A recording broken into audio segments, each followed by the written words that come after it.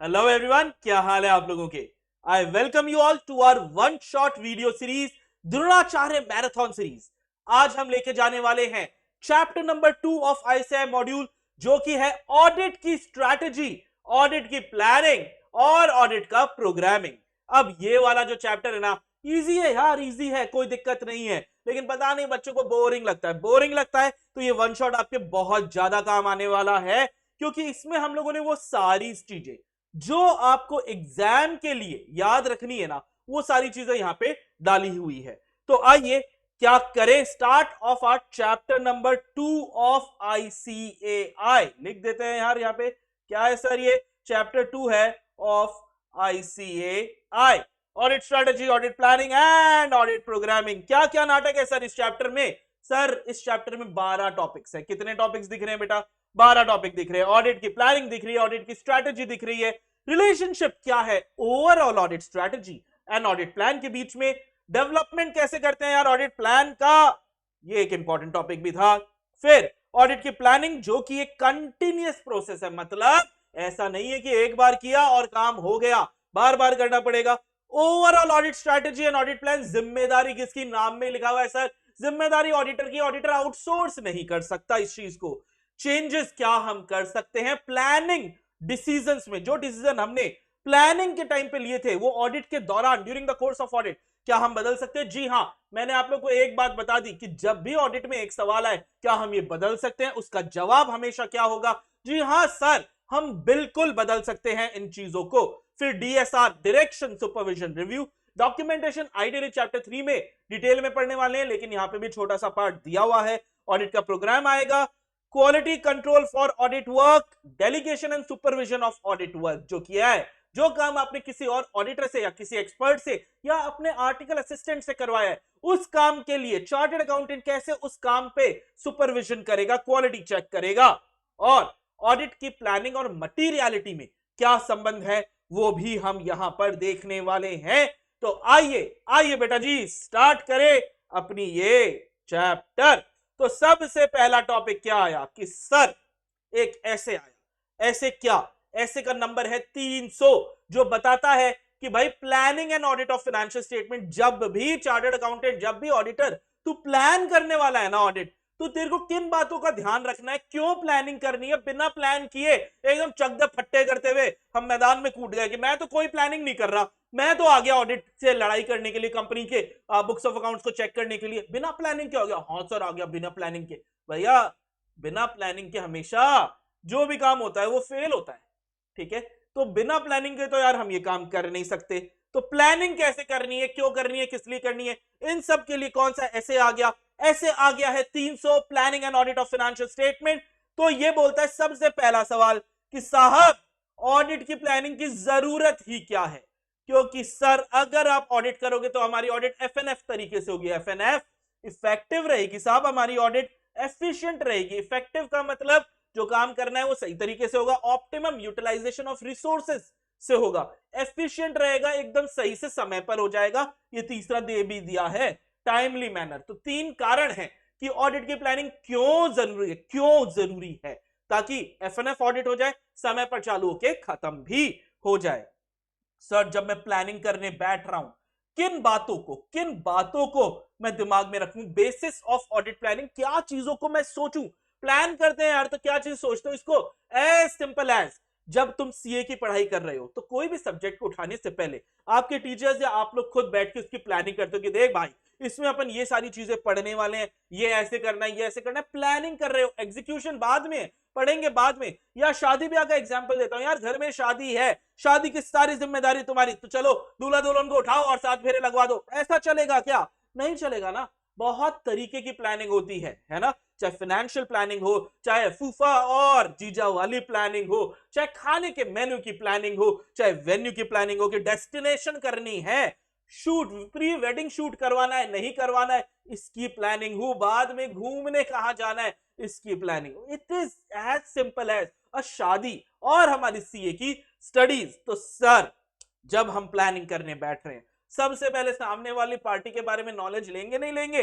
यार हमारे में तो ये बहुत सिंपल चीजें होती है कि सामने वाला कितना लगाने वाला है भैया पैसा, ठीक है, चल लड़के की शादी हो चाहे लड़की की हो, हम भी उसके हिसाब से लगाएंगे। ऐसा नहीं हो ना कोई लाख रुपया लगाने वाला है हम 1 करोड़ रुपया लगाएंगे, या वो 1 करोड़ लगा रहे हैं सर हम तो 1 लाख ही लगाएंगे। ऐसा नहीं चल सकता ना। आप सामने वाले को समझते हो। अगर मैं एक अरेंज मैरिज की बात कर रहा हूं तो ये भी एक अरेंज्ड तो मैरिज है, जो ऑडिटर एक तरफ एक समधी हो गया ऑडिटर, दूसरा समधी हो गया हमारा क्लाइंट। तो एक्वायर नॉलेज, जानकारी प्राप्त कीजिए भाई साहब सामने वाले की, एक्वायर नॉलेज क्लाइंट के व्यापार की। फिर दूसरे लेवल पे आता है क्या कि सर मैनेजमेंट है, मैनेजमेंट है, कंपनी है, उनका काम है कि कंपनी अपने उद्देश्यों की प्राप्ति करे, प्रॉफिट करे, उनके फ्रॉड नहीं हो, एरर नहीं हो। ये पहली जिम्मेदारी किसकी? ये तो एंटिटी की। ये बात हम पिछले वन शॉट में कर चुके हैं, जो हमारा चैप्टर नंबर 5 का था कि detection of fraud and error, पहली जिम्मेदारी, प्राइमरी रिस्पॉन्सिबिलिटी मैनेजमेंट टीसीडब्ल्यूजी की। तो यहां पर भी हम मैनेजमेंट टीसीडब्ल्यूजी ने अपना काम किया है या नहीं किया, ये समझने के लिए मैनेजमेंट का रिस्क को कैसे रिड्यूस करता है, एक ही तरीका है। क्या है वो तरीका? कि सर वो कंट्रोल्स लगाता है जिसको हम इंटरनल कंट्रोल्स बोलते हैं। और हम क्या करेंगे? मैनेजमेंट ने, हम उम्मीद करते हैं कि उसने अपना काम सही से किया होगा। जो भी रिस्क उसने आइडेंटिफाई किया है, अगर मटीरियल रिस्क है, रिस्क ऑफ मटीरियल मिसस्टेटमेंट है, और उसे लगता है कि नहीं भाई साहब इस रिस्क को रिड्यूस करने के लिए कंट्रोल लगाना है, हो सकता है उसने कंट्रोल लगाया हो, हम उस कंट्रोल को चेक करेंगे। क्या हम उसके कंट्रोल पर भरोसा कर सकते हैं? इस समय मेरे को रणछोड़ दास चाचड़ जी की एक बात याद आती है। रणछोड़ दास चाचड़, वो एक मूवी थी ना बेटा, 3 इडियट्स, उसमें रेंचो, ठीक है, उसने अपने दोस्त फरहान और राजू को एक बात बताई थी। जब वो ऑल इज वेल का कॉन्सेप्ट समझा रहा था, उसने क्या किया? ऑल इज वेल का कॉन्सेप्ट यहां पे कैसे लगता है कि सर, रेंचो ने एक चीज बोली कि हमारे यहां पर एक ना वो था, गार्ड था, एक चौकीदार था, ठीक है, गांव में रात को घूमता रहता था और वो चिल्लाता था all is well, all is well. और पूरे गांव वाले जो है वो चैन की नींद सोचते थे। क्यों? क्योंकि that guard was a internal control which was implemented by the गांव वालों ने वो इंटरनल कंट्रोल इंप्लीमेंट किया और सब उस पर भरोसा करके सो गए। बाद में पता लगा कि उसको कुछ दिखता नहीं था, मतलब कंट्रोल फेल हो गया। ये बाद में पता लगा कंट्रोल फेल हो गया। एज अ ऑडिटर मैं क्या करूंगा? मैं पहले ही चेक करूंगा कि ये जो एंटिटी ने कंट्रोल लगाया है, क्या मैं उस पर भरोसा कर सकता हूं या बिल्कुल नहीं कर सकता। तो establishing Reliance over internal control की, क्या मैं उस इंटरनल कंट्रोल पे रिलाय कर सकता हूं या नहीं, ये दूसरा तरीका है जो आप दिमाग में रखोगे जब भी आप प्लानिंग करोगे। उसके बाद डिटरमाइन करोगे, प्रोग्राम बनाओगे, किसका? Sir NET. एनईटी शब्द तो हमेशा किसके साथ लगता है? एनईटी तो सर हम हमेशा किसकी करेंगे? ऑडिट के प्रोसीजर्स की। ऑडिट के प्रोसीजर्स की हम क्या करेंगे? एनईटी। क्यों? क्योंकि हर जंग अलग है सर, हर ऑडिट अलग है सर, हर एंटिटी अलग है सर। वहां पे हर जंग को लड़ने के लिए हमको हथियार अलग लगेंगे, उनका नेचर अलग होगा, उसका एक्सटेंट अलग होगा, उसकी टाइमिंग अलग होगी। ये भी हम प्लानिंग में करेंगे कि किस तरीके के, किस नेचर के हथियार रखने हैं, कितने ऑडिट प्रोसीजर लगाने हैं और कब कब कब ये ऑडिट प्रोसीजर लगाने हैं। फाइनली सारा काम अकेला मैं करूंगा? जी नहीं सर। आखिरी काम जो है वो क्या है कि सर एक तो एनईटी ध्यान रखेंगे ऑडिट प्रोसीजर का, और आखिरी काम है कोऑर्डिनेशन कि सर क्या मुझे ये कोऑर्डिनेशन जनरली किस किस में होता है बेटा? ये कोऑर्डिनेशन है ना ऑडिट टीम में, मैनेजमेंट में, मेजरली तो ये कोऑर्डिनेशन होता है। टीम में भी हमारे आर्टिकल्स हो गए, असिस्टेंट्स जिसको हम बोलते हैं, तुमको दिख रहा है क्या? असिस्टेंट्स हो गए, कई बार एक्सपर्ट्स की जरूरत होती है, और आखिरी कई बार दूसरे ऑडिटर्स को भी बुलाना पड़ता है। लेट मी सी, तुम लोग को दिख रहा है क्या? अरे बहुत अच्छे से दिख रहा है सर, पतले लग रहे हो आप। हाँ पतले हो गए हैं, है ना? दिख गया, यस यस यस यस, दिख गया। ओके, तो आ जाओ, ये चीजों को दिमाग में, क्या क्या दिमाग में रखना है जब हम प्लानिंग करने की कोशिश कर रहे हैं कि सर नॉलेज क्लाइंट बिजनेस की, और इस नॉलेज में क्या नॉलेज लेना है ये हम आगे पढ़ेंगे डेवलपमेंट ऑफ ऑडिट प्लान में। इंटरनल कंट्रोल पे रिलाय कैसे करना है, चैप्टर नंबर 4 में हम इसको मेजरली देखेंगे। Reliance over internal control, NET of audit procedure, और finally coordination of work. Benefit क्या होगा सर, मैं प्लानिंग करके जा रहा हूं तो क्या फायदा होगा सर, आप बकवास जगह है ना समय खराब नहीं करोगे, आप अटेंशन दे पाओगे इंपॉर्टेंट एरियाज को। बकवास बकवास एरिया को इंपॉर्टेंस दिए जा रहे हो, जो सबसे इजी चैप्टर है उसको 10 बार पढ़ लिया, डिफिकल्ट को एक बार नहीं पढ़ा। ठीक है, प्लानिंग फ्लॉ है, इसीलिए हम तुम्हारे पीछे पड़े रहते हैं कि वो भाई जो डिफिकल्ट है, इसीलिए तुमको ऑडिट में वो चार्ट मिला था ना बेटा, किन किन टॉपिक्स को जल्दी जल्दी खत्म करना है, किस पे ज्यादा टाइम आप लोग को डिवोट करना है। तो यहां पर भी ऑडिटर भी डिवोट कर सकता है एप्रोप्रिएट अटेंशन इंपॉर्टेंट एरिया में, और जो उसको लगता है कि भाई ये चैप्टर दिक्कत कर सकता है, ये एरिया क्लाइंट का जो है ये पोटेंशियल प्रॉब्लम है, तो उन पोटेंशियल प्रॉब्लम को समय पर वो आइडेंटिफाई भी कर लेगा और उसको रिजॉल्व करने का तरीका भी अपना लेगा। फाइनली हमारी ऑडिट जो होती है FNF तरीके से हो जाए, अरे ये तो दिख ही नहीं रहा, हमारी ऑडिट कैसे हो जाए F&F तरीके से, इफेक्टिवली एंड एफिशिएंटली हमारी ऑडिट हो जाए। ऑडिट क्योंकि एक सर्विस सेक्टर का काम है, तो ह्यूमन रिसोर्स जो होते हैं, भाई अभी अभी बताया था कोऑर्डिनेशन वाले में सर एंगेजमेंट टीम भी होती है, उसमें भी हमारे आर्टिकल होते हैं, उसके में एक्सपर्ट्स होते हैं और दूसरे ऑडिटर हो सकते हैं, सबको कैसे मैनेज करना है, कब किसको किधर बुलाना है, ये भी आप प्रॉपरली ऑर्गेनाइज करते हो कि भाई तू उस वाले ऑडिट से फ्री होगा फिर इधर चले जाना, ये होता है, ये बहुत इंपॉर्टेंट है। फाइनली मैंने हमेशा बताया बेटा, चैप्टर 1 भी हो चुका है, मैंने तुम्हें बताया बिना मॉनिटरिंग के तो कोई चीज कंट्रोल में रहती ही नहीं है, बिना मॉनिटरिंग के। तो यार अगर आपके पास पूरा प्रॉपर प्लान है तो मॉनिटर भी बहुत आराम से हो सकता है टीम को और उनके काम को। और फाइनली कोऑर्डिनेशन जो अभी अभी लोगों में किया था, किस किस में, ऑडिट टीम में, एक्सपर्ट्स में, इन सब में कोऑर्डिनेशन भी। ये फायदे मिलेंगे आपको किसके, ये फायदे मिलेंगे बेटा आपको बेनिफिट ऑफ प्लानिंग के। बहुत ध्यान से, यहां पे प्लानिंग की क्यों जरूरत है और प्लानिंग के फायदे क्या है वो यहां पे दिया हुआ है, क्लियर है, बेनिफिट इज द कीवर्ड है। फिर प्लानिंग पे हम वापस घूम फिर के आएंगे, लेकिन एक बार ऐसा है बोलता भैया प्लानिंग प्लानिंग दूर की बातें हैं। सबसे पहले कोई भी ऑडिट स्टार्ट होती है तो सबसे पहले क्या बनाते हैं सर, देखो सबसे पहले ऑडिट स्ट्रैटेजी में, मैं यहां पे लिख देता हूं, फर्स्ट तो होता है सर ऑडिट की प्लानिंग ही होती है, ठीक है, इसीलिए पढ़ लिया था।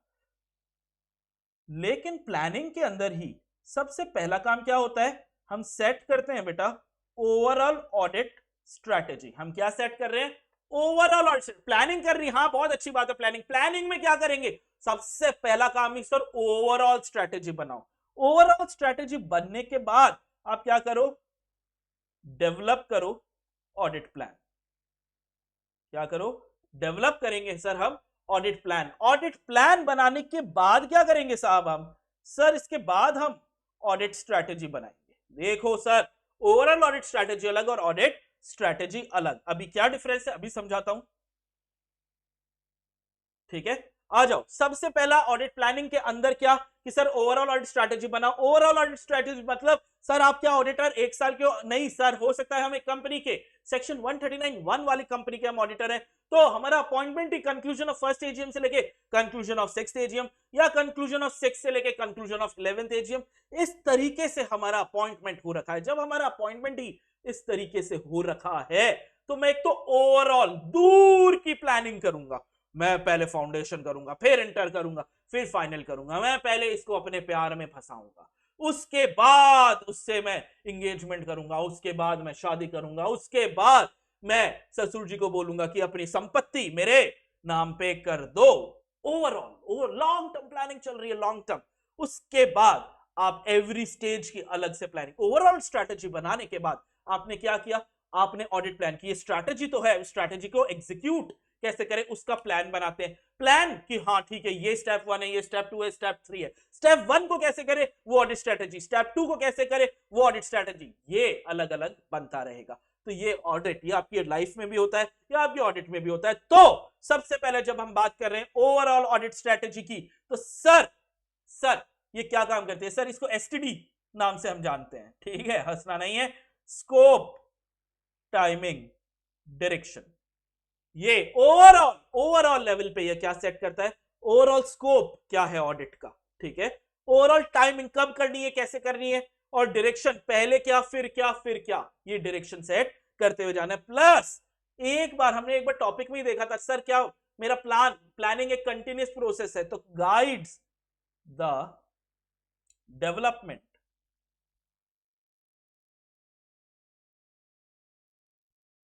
Of audit plan. ठीक है, प्लान डेवलप होता रहता है, चेंज होता रहता है, डेवलप होता रहता है। तो STD plus guides the development of audit plan क्या है? Overall audit strategy. एमसीक्यू में भी ये सवाल आ सकता है बेटा। और ये क्या बोल रहा है? ओवरऑल ऑडिट स्ट्रेटेजी क्या करती है सर? एसटीडी। ठीक है, scope of audit, timing of audit, direction of audit, plus क्योंकि हमारी ऑडिट एक कंटिन्यूअस प्रोसेस है, it keeps on developing, it guides, serves as the guide for development of a audit plan. आ जाओ sir, एक बार आपने ओवरऑल ऑडिट स्ट्रेटेजी बना ली, ठीक है, ओएएस के बेनिफिट।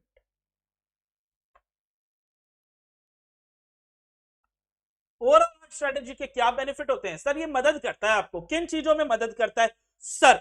ये आपको बताता है किस टाइप के रिसोर्सेज लगेंगे। ऑडिट बहुत तगड़ी है, बहुत कॉम्प्लिकेटेड है, तो सर थोड़े बुद्धिमान वाले ह्यूमन रिसोर्सेज लगेंगे। सर ऑडिट एकदम बकवास है, एकदम इजी सी है, तो चलो गधों को भी भेज दो, वो ऑडिट करके आ जाएंगे।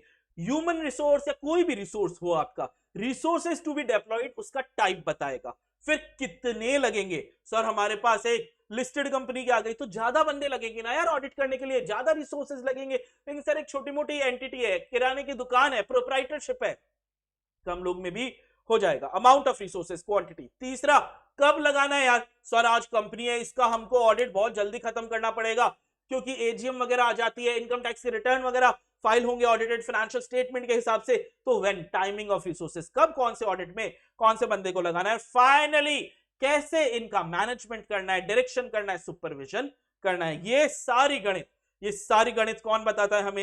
ये सारी गणित हमें बताता है overall audit strategy, type of resources, quantity of resources, when resources are to be deployed, and how in the resources का management, direction, supervision किया जाएगा। क्या ये आपको समझ में आ गया? पक्की बात। तो आ जाओ आगे चलते हैं। कैसे करें? करना है सर, ओवरऑल ऑडिट स्ट्रेटेजी बनाना है सर, कैसे बनाए सर? आइए सर देखते हैं। जब आप ओवरऑल लॉन्ग टर्म गेम खेल रहे हो, ओवरऑल ऑडिट स्ट्रेटेजी जब आप बना रहे हो ना, तो सबसे पहले, क्योंकि ये देखो यार, ये आपको है ना, ये जो पहला वाला था ना, acquire knowledge of client business, establishing Reliance of internal control, ये वाली चीजें जो आप लोगों ने देखी थी, ये वाली, तो इसके अंदर ही आपको ये आंसर सिमिलर सा लगेगा कि यार मुझे सबसे पहले, जब मैं प्लानिंग भी कर रहा हूं, उसमें भी सबसे पहला पार्ट ओवरऑल ऑडिट स्ट्रेटेजी का है। इसी में देखो acquire knowledge of client business लिखा हुआ है ना, यहां पर भी जब हम ओवरऑल ऑडिट स्ट्रेटेजी बना रहे हैं ना, देखो ऐसे कनेक्ट होता है। तो आपको क्लाइंट की नॉलेज लेनी है, आप आइडेंटिफाई करो साहब, आइडेंटिफाई करो कैरेक्टरिस्टिक्स ऑफ द एंगेजमेंट की, ये एंगेजमेंट में क्या क्या चीज है। कैरेक्टरिस्टिक में क्या पता करूं सर? पता करो स्कोप, कवरेज, कितनी चीजें चेक करनी है, कितनी नहीं, किस तरीके का व्यापार है, और क्या मैं ऐसे ऑडिट एविडेंस, मैं पुराना ऑडिटर हूं सर, इनका जरूरी नहीं है लेकिन हूं, मैं पुराना ऑडिटर हूं सर, तो क्या मैं पिछले साल कोई एविडेंस है उसको इस साल भी यूज कर सकता हूं? सर पिछले साल के तो एविडेंस पिछले साल के होंगे, इस साल कैसे करोगे? नहीं बेटा, कुछ ऑडिट एविडेंस होते हैं जिनका कंटिन्यूइंग सिग्निफिकेंस होता है। मतलब वो, मैंने आज एक फिक्स्ड एसेट खरीदा, ठीक है, एक जमीन खरीदी, ठीक है, तो जमीन क्या मैं एक साल में खा पी जाऊंगा? बिल्कुल नहीं सर। तो मैं अगले साल भी जब मैं चेक कर रहा हूं ना, तो शायद जो पिछले साल ये जमीन का ट्रांजैक्शन हुआ था, उसके जो हमको कॉन्ट्रैक्ट्स वगैरह, रजिस्ट्री वगैरह है, उसको मैं इस साल भी देखूंगा, उसके अगले साल भी, उसके अगले साल भी। तो ऐसे ऑडिट एविडेंसेस हैं जिनके क्या है, कंटिन्यूइंग सिग्निफिकेंस। क्या मैं इनको यूज कर सकता हूं या नहीं कर सकता, ये मैं आइडेंटिफाई करूंगा, ये मैं सोचूंगा कि इनको मैं यूज करूं, नहीं करूं, करूं कितना करूं। तो सबसे पहले आइडेंटिफाई कैरेक्टरिस्टिक्स। पहली चीज हाउ, सवाल, क्वेश्चन भी याद करना है बेटा, क्योंकि आधी जंग जीत जाते हैं अगर आपको क्वेश्चन समझ में आ गया ना, अच्छा ये पूछना ये चाह रहा है, तो शायद सारे पॉइंट याद नहीं भी आए, लेकिन ये कुछ एक स्टार्टिंग के पॉइंट तो याद आ ही जाते हैं। तो आ जाओ, कैसे बनाओगे overall, how overall audit strategy को सेट किया जाता है। सबसे पहले आइडेंटिफाई करो कैरेक्टरिस्टिक्स ऑफ द एंगेजमेंट, जिसमें nature of business, scope, coverage, और क्या हम पिछले साल के ऑडिट एविडेंसेस को अगर है तो यूज कर सकते हैं क्या। दूसरा, हर ऑडिट अलग होती है, हर ऑडिट क्या होती है, अलग होती है, हर ऑडिट के रिपोर्टिंग ऑब्जेक्टिव्स अलग होते हैं। कॉस्ट ऑडिट का रिपोर्टिंग ऑब्जेक्टिव होता है कि कॉस्टिंग रिकॉर्ड सही से बने या नहीं। टैक्स ऑडिट का रिपोर्टिंग ऑब्जेक्टिव होता है कि टैक्स रिटर्न्स जो है, टैक्स कैलकुलेट किया गया है वो इनकम टैक्स एक्ट के हिसाब से किया गया है या नहीं। सेक्रेटेरियल ऑडिट होती है कि companies act and related rules को सही से फॉलो किया गया है या नहीं। इस तरीके से हर ऑडिट का बेटा अलग रिपोर्ट बनाने का ऑब्जेक्टिव होता है, तो वो एसर्टेन करो। इस वाली ऑडिट की कौन सी ऑडिट है, तो ascertain the reporting audit objective of the audit. Plan करो एनईटी, प्लान करो एन, नेचर, टाइमिंग, और क्या मुझे मैनेजमेंट से कम्युनिकेशन और की, एक्सटर्नल ऑडिटर्स से कम्युनिकेशन की, या किसी से भी बातचीत करने की जरूरत है क्या। तो रिपोर्टिंग ऑब्जेक्टिव हमारे कीवर्ड है, ये याद रखना है। पहले में कैरेक्टरिस्टिक्स ऑफ एंगेजमेंट, ये कीवर्ड है, ये याद रखना है। दूसरे में, दूसरा क्या है, रिपोर्टिंग ऑब्जेक्टिव कीवर्ड है। तीसरा, हर ऑडिट में बेटा हर चीज इंपॉर्टेंट नहीं होती है, सिंपल सी बात है। तो इस ऑडिट में सिग्निफिकेंट फैक्टर्स क्या क्या है जो मेरे टीम के एफर्ट को डायरेक्ट करेंगे। अरे ये इस कंपनी में अभी ये बहुत बड़ी चीज हुई, ठीक है। मान लो एचडीएफसी बैंक की बात करता हूं, HDFC and HDFC bank limited merge हो गए, तो मेरी ऑडिट के लिए अगर मैं एचडीएफसी की ऑडिट कर रहा हूं तो एक सिग्निफिकेंट फैक्टर है। या विस्तारा, एयर इंडिया, ये सब मान लो टाटा के, टाटा ने बोला Siya, air India, Vistara, air Asia, ये सब में मेरा स्टेक है, सबको मैं एक बना दूंगा, ये मेरे लिए एक इंपॉर्टेंट चीज है। या मैं जेट एयरवेज हूं, ठीक है, मेरे पे केस वेस हो गया, ठीक है। या इनफैक्ट मैं अगर एयरलाइन की बात कर रहे हैं, मैं आकाशा हूं, अभी कुछ समय पहले जो प्रमोटर थे, मेन प्रमोटर श्री राकेश झुंझुनवाला जी, उनकी आकस्मिक मौत हो गई। तो एज अ ऑडिटर मेरे लिए ये सारे सिग्निफिकेंट फैक्टर्स होंगे जो भी महत्वपूर्ण लगता है आपको इस ऑडिट के अंदर, जहां पे आप ज्यादा फोकस करोगे। तो significant factor that may direct the teams effort. उसके बाद कंसिडर करो result of preliminary engagement activity. अब ये क्या एक्टिविटीज होती है कि सर ऐसा नहीं है कि जैसे ही मेरे को ऑडिट मिली मैं चल भाई कंपनी तेरे साथ ही चल लेता हूं, ऑडिट करके आता हूं, ऐसा जी नहीं, बिल्कुल नहीं होता। आप ऑडिट एक्सेप्ट करने से पहले भी बहुत सारी मेहनत करते हो, एंटिटी के बारे में समझते हो। ये हमने चैप्टर 1 में पढ़ा था कि सर ऐसे ही नहीं होता, कोई क्लाइंट अगर आता है ना तो हाँ मैं ऑडिट ले लूंगा। मैं क्या करता हूं सर, उसके केएमपी का, प्रमोटर्स का, इन सब की इंटेग्रिटी वगैरह को चेक करता हूं, खुद की औकात चेक करता हूं कि मैं कर भी पाऊंगा क्या मेरे पार्टनर्स वगैरह है, जो टीम वगैरह है, वो एथिकल रिक्वायरमेंट को फुलफिल कर पाएगी क्या। मैं इन चीजों को सोचता हूं। ये थर्ड पॉइंट था, acceptance and continuance of client relationship का, ठीक है। तो यहां पे भी ये सारी चीजें क्या होती है, प्रिलिमिनरी, ऑडिट से पहले, प्रीलिम है ऑडिट से पहले। तो इससे क्या रिजल्ट मिला, क्या नॉलेज आपको मिली, आप इसको देखेंगे। और फाइनली वापस से आ गया एनईटी, चेक करो एनईटी। सर किसकी एनईटी, बताओ बेटा किसकी एनईटी। एनईटी हमेशा किसकी, of audit procedures. Overall audit strategy 5 point यहां पे पढ़ लिए बेटा, कुछ 4 याद करने हैं। कितने, कुछ 4 याद करने हैं। अब सर ऑडिट स्ट्रेटेजी और ऑडिट प्लानिंग में क्या रिश्ता है, ये रिश्ता क्या कहलाता है। तो देखो यार, ये रिश्ता क्या है, ये एक दूसरे पे डिपेंडेंट है। क्या है, एक दूसरे पे डिपेंडेंट है। एक अधूरा है दूसरे के बिना। अगर एक में बदलाव होगा ना तो दूसरे में बदलाव होके रहेगा, ऑप्शन ही नहीं है। स्ट्रैटेजी बदल गई तो उसके हिसाब से प्लानिंग बदल जाएगी, प्लानिंग बदल गई उसके हिसाब से हमारी उस प्लान को एग्जीक्यूट करने की स्ट्रैटेजी बदल जाएगी। तो दोनों एक दूसरे पे क्या है, डिपेंडेंट है। चेंज इन वन में result in change in another, ये है। आइए नेक्स्ट चलें।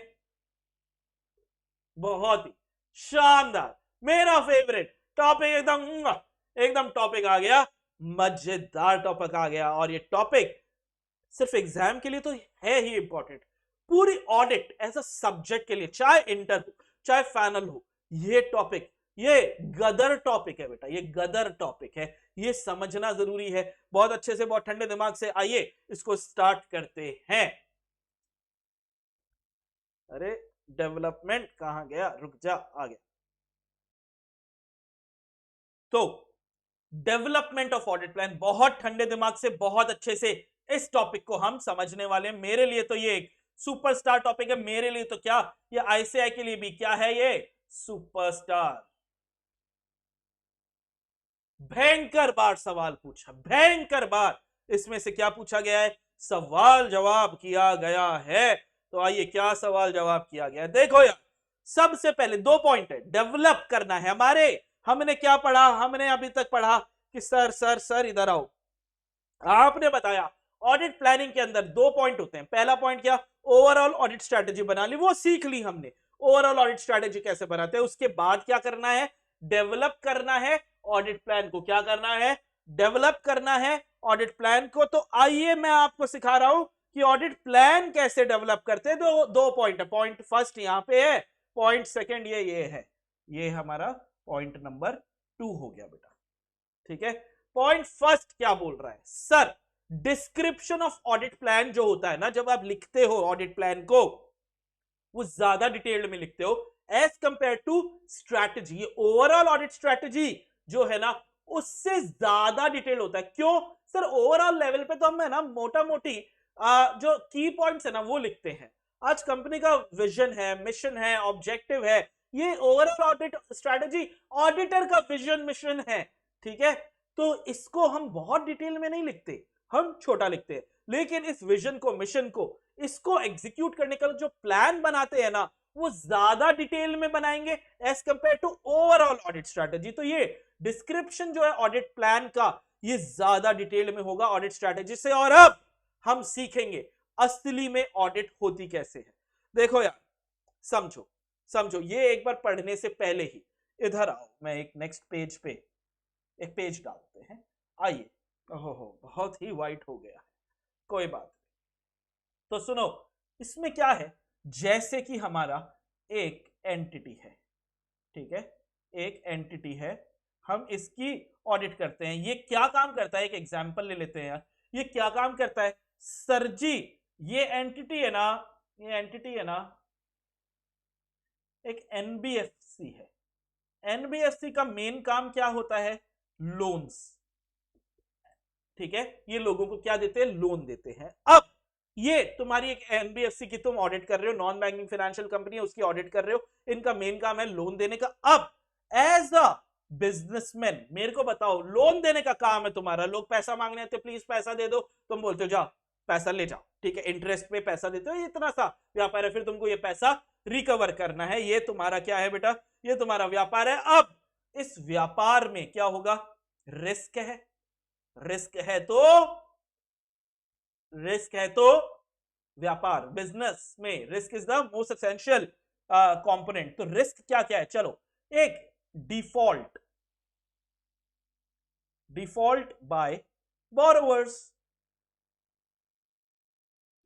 ठीक है, बोरोवर को पैसा दिया, बोरोवर से पैसा मांगने गए, उसने कहा मेरे पास तो पैसा ही नहीं है। ठीक है, अरे कुछ तो दो, चलो 150 रुपया देगा।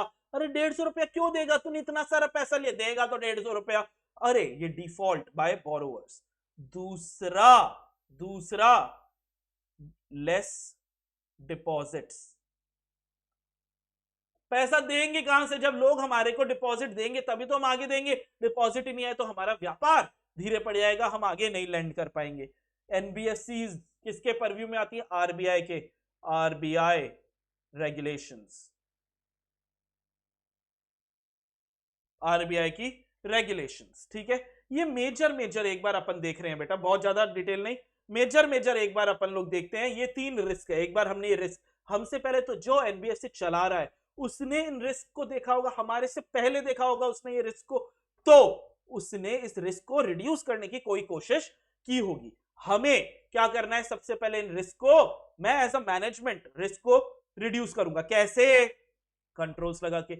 अब आई ऑडिटर की बारी। ऑडिटर जब आएगा तो उसका भी पहला काम क्या है सर, ऐसे 315 बोलता है, ऐसे 315 बोलता है कि भाई साहब आपको क्या करना है, आपको रिस्क आइडेंटिफाई करना है। ऐसे 315 द मोस्ट इंपॉर्टेंट, ऐसे कि आप खुद एज अ ऑडिटर, मैनेजमेंट कर चुका होगा रिस्क को आइडेंटिफाई और असेस कि अगर ये रिस्क रियलिटी में बदल गया तो कितने का फटका पड़ेगा, वो मैनेजमेंट कर चुका है। एज अ ऑडिटर तू भी जा और सबसे पहले काम जो तू ऑडिट प्लानिंग में कर रहा है कि तू खुद एंटिटी के रिस्क को आइडेंटिफाई कर, रिस्क ऑफ मटेरियल मिसस्टेटमेंट को पहले तू आइडेंटिफाई कर और असेस कर।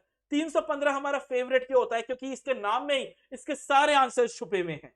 ठीक है, क्या कि आपको करना है identify and assess risk of material misstatement, और करना कैसे है, थ्रू अंडरस्टैंडिंग लेनी है सर आपको एंटिटी की। आपको क्या करना है, एंटिटी की अंडरस्टैंडिंग और उसके एनवायरनमेंट की भी अंडरस्टैंडिंग। ये है पूरा ऐसे 315 का नाम कि identifying and assessing the risk of material misstatement through understanding the entity and it's environment. Sir ये आइडेंटिफाई कैसे करूं, ये असेस कैसे करूं? ऑडिटर कोई भी काम करता है, उस काम को करने को, उस काम को क्या बोलते हैं कि सर ये ऑडिट प्रोसीजर लगा रहा है। क्या लगा रहा है? Audit procedure.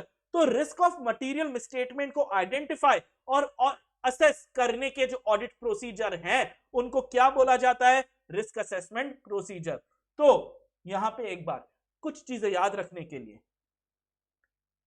अरे ये लो नहीं ब्लैक,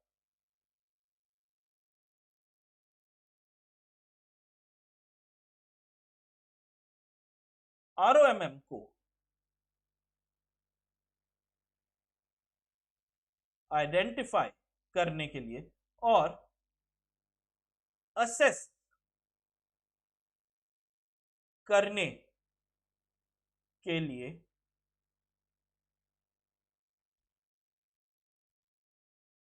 ऑडिट प्रोसीजर लगाते हैं। ऑडिटर कोई भी काम करेगा, उस काम को करने का ऑडिट प्रोसीजर कहते हैं।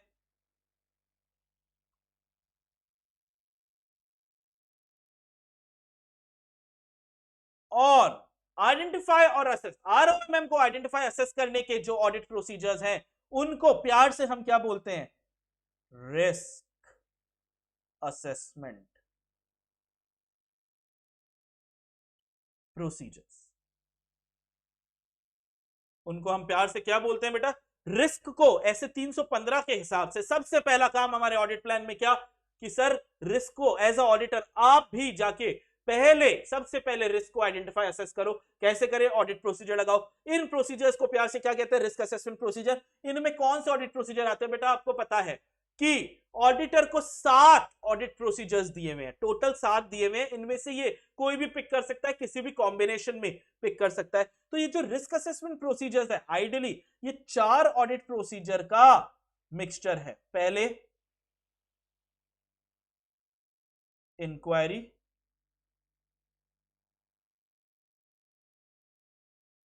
इंस्पेक्शन, ऑब्जर्वेशन और आखिरी और super duper star analytical procedures. ठीक है, एनालिटिकल प्रोसीजर। तो रिस्क को सबसे पहला काम ही क्या करना है एज ऑडिटर? मेरे को रिस्क ऑफ मटेरियल मिसस्टेटमेंट को आइडेंटिफाई असेस करना है। कैसे करेगा? सर रिस्क असेसमेंट प्रोसीजर लगाऊंगा। रिस्क असेसमेंट प्रोसीजर में तो कौन से ऑडिट प्रोसीजर लगाएगा? सर इंक्वायरी, इंस्पेक्शन, ऑब्जर्वेशन और एनालिटिकल प्रोसीजर। ठीक है, तो ये सारा काम आपको कौन बोलता है? 315। ये सबसे पहला काम है कि सर 315 लगाओ। अब ये आपको लिख दिया मैंने, आइडेंटिफाई असेस करोगे ROM through understanding the entity and it's environment, और ये काम करोगे रिस्क असेसमेंट प्रोसीजर से। और क्योंकि ऑडिट प्रोसीजर है, ऑडिट प्रोसीजर का क्या लग जाता है? एनईटी। अलग अलग तरीके में ऑडिट में अलग अलग नेचर के हथियार, अलग अलग टाइमिंग, अलग अलग एक्सटेंट के हथियार लगेंगे। ज्यादा रिस्क है ज्यादा हथियार लगाओगे, कम रिस्क है कम लगाओगे। तो ये आप चेक करोगे। एक बार आपने रिस्क को आइडेंटिफाई असेस कर दिया, एक बार आपने रिस्क को आइडेंटिफाई असेस कर दिया, इसके बाद क्या करोगे? भाई साहब भाई साहब भाई साहब, इसके बाद है ना, मैं रिस्क से लोहा लूंगा। लोहा क्यों लेगा? लोहा कहां रखेगा? लोहा लेना मतलब इससे पंगा लूंगा, इसको रिस्पॉन्स दूंगा। एक बार रिस्क को आइडेंटिफाई असेस करने के बाद मैं रिस्क को क्या दूंगा? रिस्पॉन्स दूंगा। रिस्पॉन्स कैसे देगा? ये ऐसे 330 ने बताया। ऐसे 330 ने 315 और 330 भाई भाई है। 315 ने रिस्क को आइडेंटिफाई असेस कर लिया, 330 ने रिस्क को रिस्पॉन्ड किया कि अब मैं रिस्क को एक्सेप्टेबली लो लेवल तक गिरा दूंगा। जीरो तो कर नहीं सकते, तो एक्सेप्टेबली लो लेवल तक गिराऊंगा। इसका नाम क्या है? इसका नाम है ऑडिटर्स रिस्पॉन्स टू असेस। अभी अभी जो आइडेंटिफाई और असेस किया ना, अभी अभी जो असेस किया ना यहां पे, ये ऑडिटर्स रिस्पॉन्स टू असेस, जो 315 में आइडेंटिफाई असेस किया था उसको रिस्पॉन्स देगा टू असेस। ठीक है, ये इसीलिए भाई भाई बोलता हूं कि 315 आइडेंटिफाई असेस करता है, फिर उस असेस रिस्क को ये रिस्पॉन्ड करता है। और कैसे करेगा? सर जब आइडेंटिफाई करने के लिए भी ऑडिट प्रोसीजर लगाए तो रिस्पॉन्ड करने के लिए भी तो ऑडिट प्रोसीजर लगाएंगे, और इन ऑडिट प्रोसीजर्स को प्यार से हम क्या बोलते हैं? इनको सर हम प्यार से बोलते हैं फर्दर ऑडिट प्रोसीजर।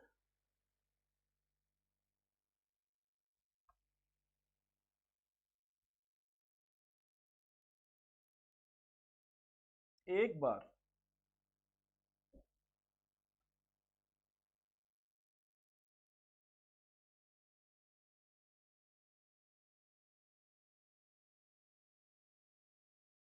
असेस कर लिया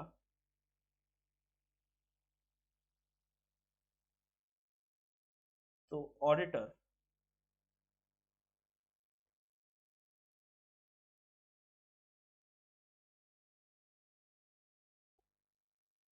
इन रिस्क को रिस्पॉन्स देगा। रिस्पॉन्स कैसे देगा?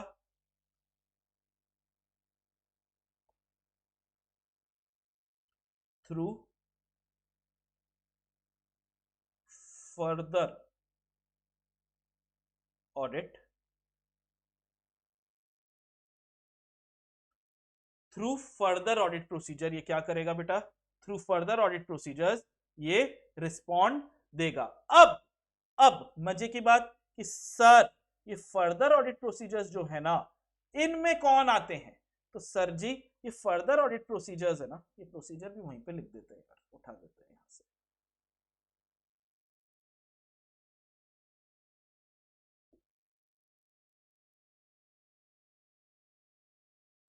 फर्दर ऑडिट प्रोसीजर्स में सर क्या क्या आएंगे? देखो बेटा, इंक्वायरी सेम है, इनफैक्ट इसमें इंक्वायरी सुपरस्टार है बेटा। इसमें सुपरस्टार कौन? इंक्वायरी। दूसरा इंस्पेक्शन भी सेम है। तीसरा ऑब्जर्वेशन भी सेम है, अभी अभी जो ऊपर लिखा था, लेकिन आखिरी वाला बदल गया। दो आखिरी वाला बदल गया, लेकिन आखिरी वाला इसमें सुपरस्टार नहीं है। आखिरी वाला क्या है? रीपरफॉर्मेंस। लेकिन सुपरस्टार कौन हुआ हमारा? इंक्वायरी हमारा क्या हुआ? ये सुपरस्टार हुआ यहां पर। दोनों के सुपरस्टार्स को कृपया करके, दोनों के सुपरस्टार्स को कृपया करके आप याद रखेंगे, ठीक है? चलो आ जाओ।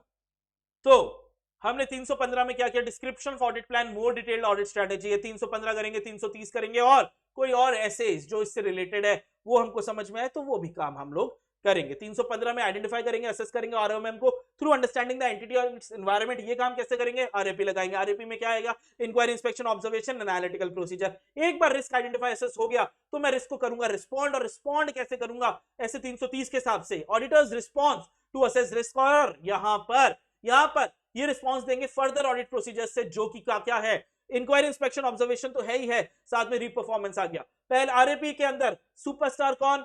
Analytical procedure. एफएपी में सुपरस्टार कौन? इंक्वायरी। चलो, क्योंकि ये भी ऑडिट प्रोसीजर इनका एनिटी हो जाएगा। एक बार आपने ये काम कर लिया तो डेवलपमेंट ऑफ ऑडिट प्लान का पहला पार्ट हो गया। अब सर ये सब काम करोगे कैसे? सर ये सब काम करने के लिए पहले मेरे को क्लाइंट के बिजनेस की नॉलेज होनी बहुत जरूरी है। जब तक क्लाइंट के बिजनेस की नॉलेज नहीं होगी ना, मैं आइडेंटिफाई, मेरे को पता ही नहीं है यार एनबीएफसी क्या काम करता है, मेरे को बिल्कुल नहीं पता, मैंने नाम पहली बार सुना है। तेरे को नाम ही पहली बार सुना है, तेरे को पता लगेगा इनका काम क्या है, लोन वोन देने का क्या रिस्क हो सकते हैं, कैसे रिस्पॉन्ड करें, मेरे को आता ही नहीं है, आता ही नहीं है। इसीलिए knowledge of client business, knowledge of client business जो है ना, वो हमारा दूसरा ऑडिट प्लान करने के लिए दूसरा पॉइंट है कि सर प्रॉपर ऑडिट पॉसिबल ही नहीं है जब तक आप क्लाइंट के बिजनेस की नॉलेज नहीं ले लो। क्लाइंट का बिजनेस, तेरा नाम क्या है? मेरा नाम ए है। अब ए है तो मेरे को क्या पता लगता है तेरा नाम ए है? ए तू क्या करता है वो नहीं बताऊंगा। अरे तो मैं कैसे ऑडिट करूंगा वो तुम जानो। ऐसे नहीं चलता। नॉलेज ऑफ क्लाइंट बिजनेस के बिना ऑडिट, प्रॉपर ऑडिट पॉसिबल ही नहीं है। तो 315 क्या क्या बोल रहा है कि भैया नॉलेज लेनी है। सबसे पहले क्या नॉलेज लेनी है कि सर ये जो हमारा क्लाइंट है ना, ये कौन सी इंडस्ट्री में आता है? सर मैन्युफैक्चरिंग है, सर्विस है, किस में आता है? मैन्युफैक्चरिंग में ऑटोमोबाइल है, या क्या है? सर्विस में टेलीकॉम है, क्या है ये? इसकी नॉलेज लो। रेगुलेटरी फ्रेमवर्क देखो, इनके लिए कोई नियम कानून बना रखे हैं, ठीक है, सरकार ने, तो वो चेक करो। एक्सटर्नल फैक्टर्स भी चेक करो कि G20 समिट हो रही, उससे क्या फायदा हुआ, क्या इसको कोई इंपैक्ट हुआ, क्या इनके लिए कोई फाइनेंशियल रिपोर्टिंग फ्रेमवर्क है क्या। सर आज इंश्योरेंस है तो है, ठीक है, बैंकिंग है तो है, लेकिन टेलीकॉम के लिए कोई अलग से फ्रेमवर्क नहीं है। ऐसी चीजें आप सोचोगे। Relevant industry, regulatory and external factors को ध्यान में दोगे, साथ में एप्लीकेबल एफआरएफ को। दूसरा क्या, ये एंटिटी का नेचर क्या है, नेचर ऑफ एंटिटी, उसका ओनरशिप कॉल किसके पास है, गवर्नेंस स्ट्रक्चर क्या है, ऑपरेशंस क्या है, type of investment, financial structure, पैसा कहां से आया, ये सब चेक करना है। आज जैसे वोडाफोन आइडिया की बात करते हैं, अराउंड 33% स्टेक सेंट्रल गवर्नमेंट के पास है, लेकिन ये स्टेक जो है 33% सेंट्रल गवर्नमेंट के पास है, लेकिन ऑपरेशंस जो है ना, और central government largest stakeholder भी है, लेकिन ऑपरेशन कौन चला रहा है, आदित्य बिरला ग्रुप चला रहा है। ये चीजें जानकारी लेनी जरूरी है तुमको। तीसरा, entity selection and application of accounting policies, किस तरीके की पॉलिसीज को आप सिलेक्ट कर रहे हो अकाउंटिंग की। मैं लीफो कर रहा हूं, फीफो कर रहा हूं इन्वेंट्री के लिए, ठीक है, मैं cash flow statement direct method, indirect method कैसे बना रहा है तू, मैं रेवेन्यू को रिकॉग्नाइज कैसे कर रहा हूं AS9 में, मैं सेगमेंटल रिपोर्टिंग किस फॉर्मूले से चेक कर रहा हूं। ये सारी चीजें सिलेक्शन एंड एप्लीकेशन क्या सही है, ऑडिटर ये जानकारी लेगा। और क्या इनमें कोई बदलाव किया गया है, चेंज इन अकाउंटिंग पॉलिसीज या reporting framework of the industry. कारो पहले 2016 था, 2020 लग गया, क्या कुछ चेंज हुआ क्या। चौथा, एंटिटी के objective strategies and related business risk of ROMM। Finally पांचवा, measurement and review of financial statement कैसे करोगे। पांच में से कोई चार आपको याद करने, शुरू के चार ही मेरे को सबसे इजी लगते हैं। बेटा बताओ तुमको कैसे लगे हैं ये, तुमको समझ में आया क्या, पक्की बात है क्या, एकदम। चले आगे।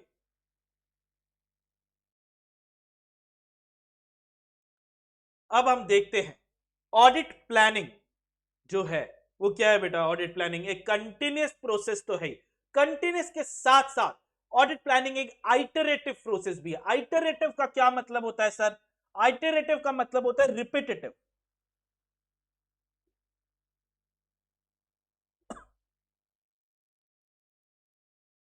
ठीक है, रिपीटेटिव प्रोसेस है, मतलब एक बार एक ऑडिट खत्म हुई तो दूसरी ऑडिट की प्लानिंग चालू हो जाती है, फिर दूसरी खत्म हुई तीसरी की प्लानिंग चालू हो जाती है।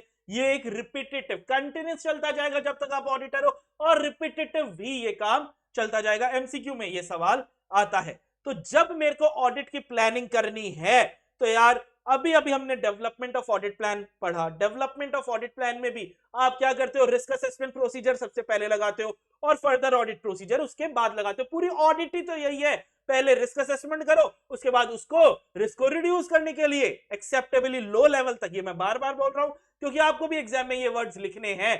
तो अगर आपको सबसे पहला काम क्या करना है, sir identify analytical procedure. Sir ये सिर्फ एनालिटिकल प्रोसीजर की क्यों बात कर रहा है, क्योंकि analytical procedure risk assessment procedure का सुपरस्टार था, लेकिन सर बाकी के भी तो ऑडिट प्रोसीजर है। हाँ वो अभी आएंगे, वो आखिरी पॉइंट में आएंगे।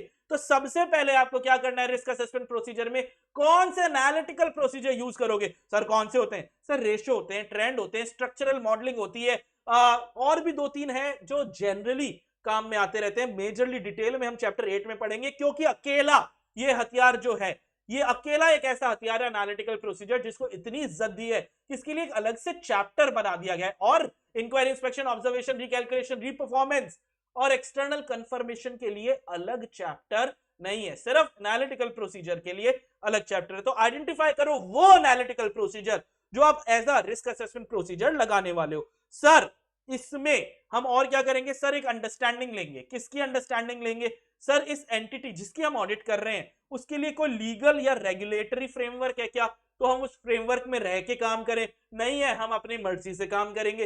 प्रोप्राइटरशिप में ज्यादा लॉ वॉ नहीं लगती है, हम अपनी मर्जी से ऑडिट करते हैं। बेटा LLP में थोड़ा बहुत लॉ लगता है, उसके हिसाब से कंपनी में तो बहुत कुछ है, तो हम बिल्कुल एक एक चीज पढ़ के उसके हिसाब से अपनी ऑडिट की प्लानिंग करते हैं। तो पहला analytical procedure to be used as risk assessment procedure, फिर जनरल अंडरस्टैंडिंग किसकी, लीगल एंड रेगुलेटरी फ्रेमवर्क की। उसके बाद हमेशा हमेशा we are concern with risk of material misstatement, we are not concerned with risk of immaterial misstatement. तो material misstatement जो है वो कौन सी चीज हमारी एंटिटी के लिए मटीरियल है, कौन सी इममटीरियल है, ये कैसे पता लगेगा? सर इसके लिए एज अ ऑडिटर मैं अपनी प्रोफेशनल नॉलेज एंड जजमेंट को यूज करूंगा।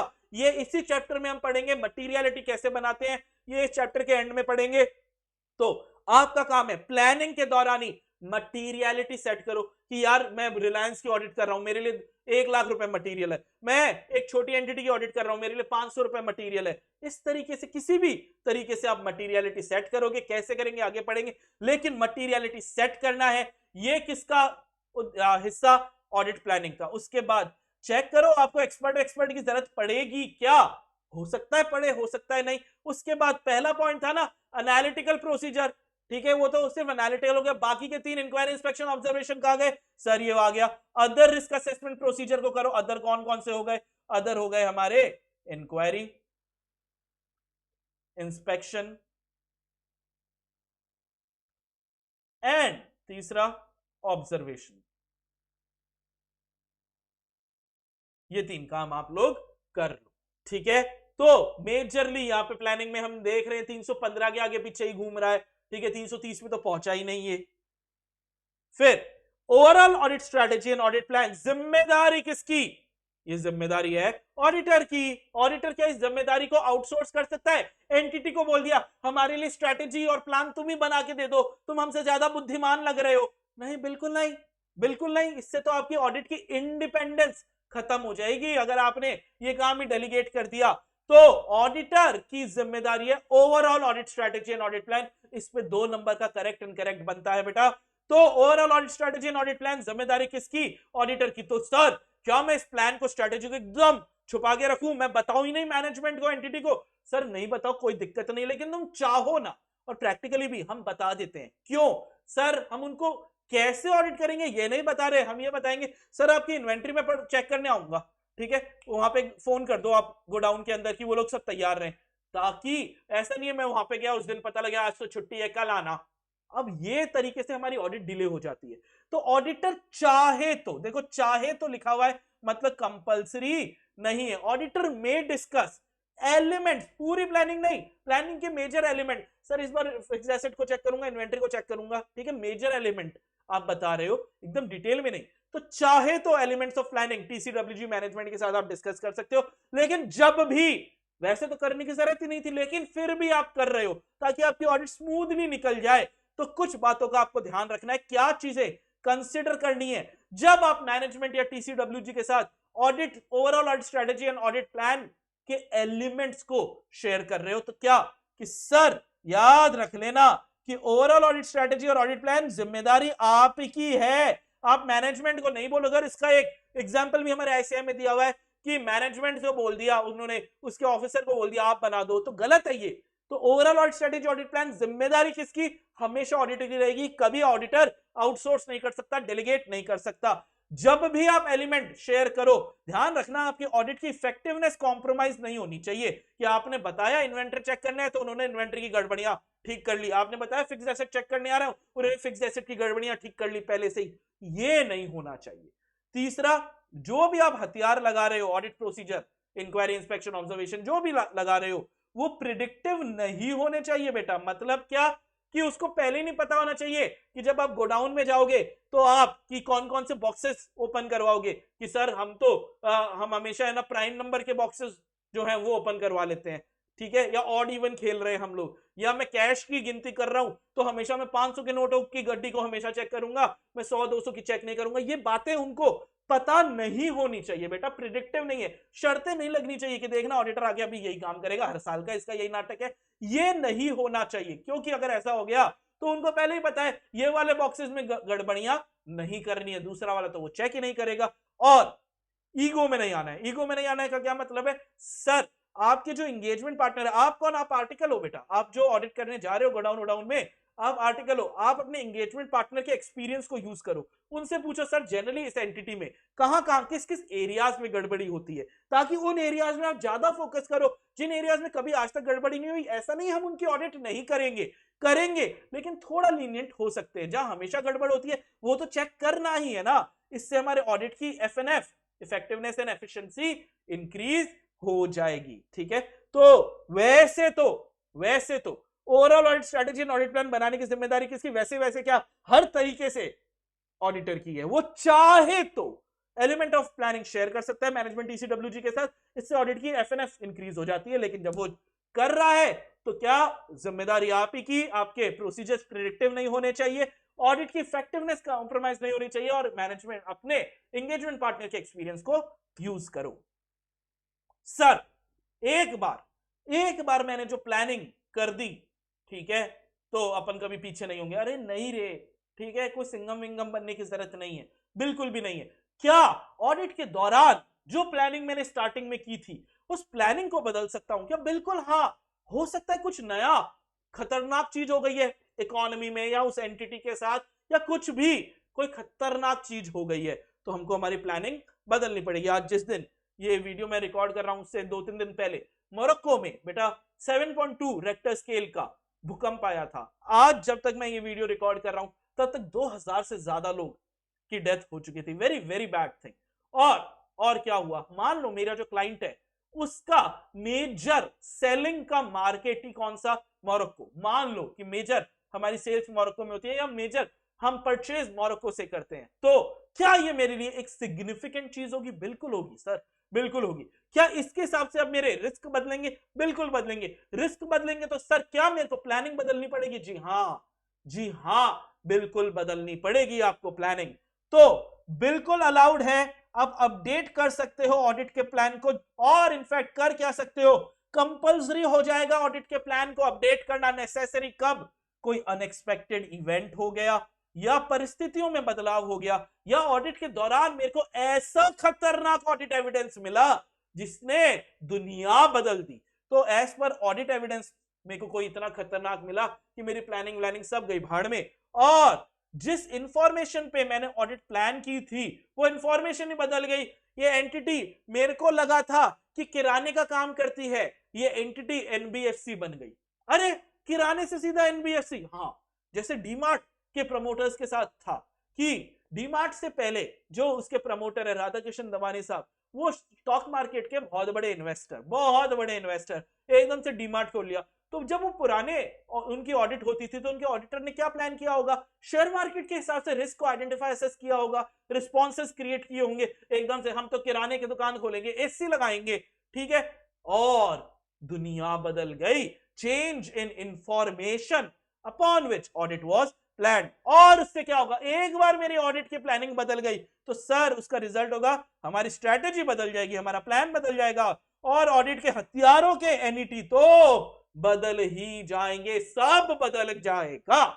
आया समझ में तुमको? प्लानिंग में बदलाव, हर चीज में बदलाव संभव है, और प्लानिंग का बदलाव तो कंपल्सरी भी हो जाएगा जब इन 4 सिचुएशन, 4 नंबर के लिए 4 चीजें आती है बेटा, कि कब कब प्लानिंग में बदलाव कंपल्सरी हो जाएगा, नेसेसरी हो जाएगा। अब आया नेक्स्ट टॉपिक, और मजेदार टॉपिक। क्यों है सर? आपके लिए तो हर मजेदार है, पता नहीं क्यों, क्योंकि यार ये जो दिक्कतें हैं ना हम प्रैक्टिकल लाइफ में ऑब्जर्व करते हैं, ये दिक्कतों की वजह से अच्छी खासी ऑडिट का कचरा हो जाता है बेटा।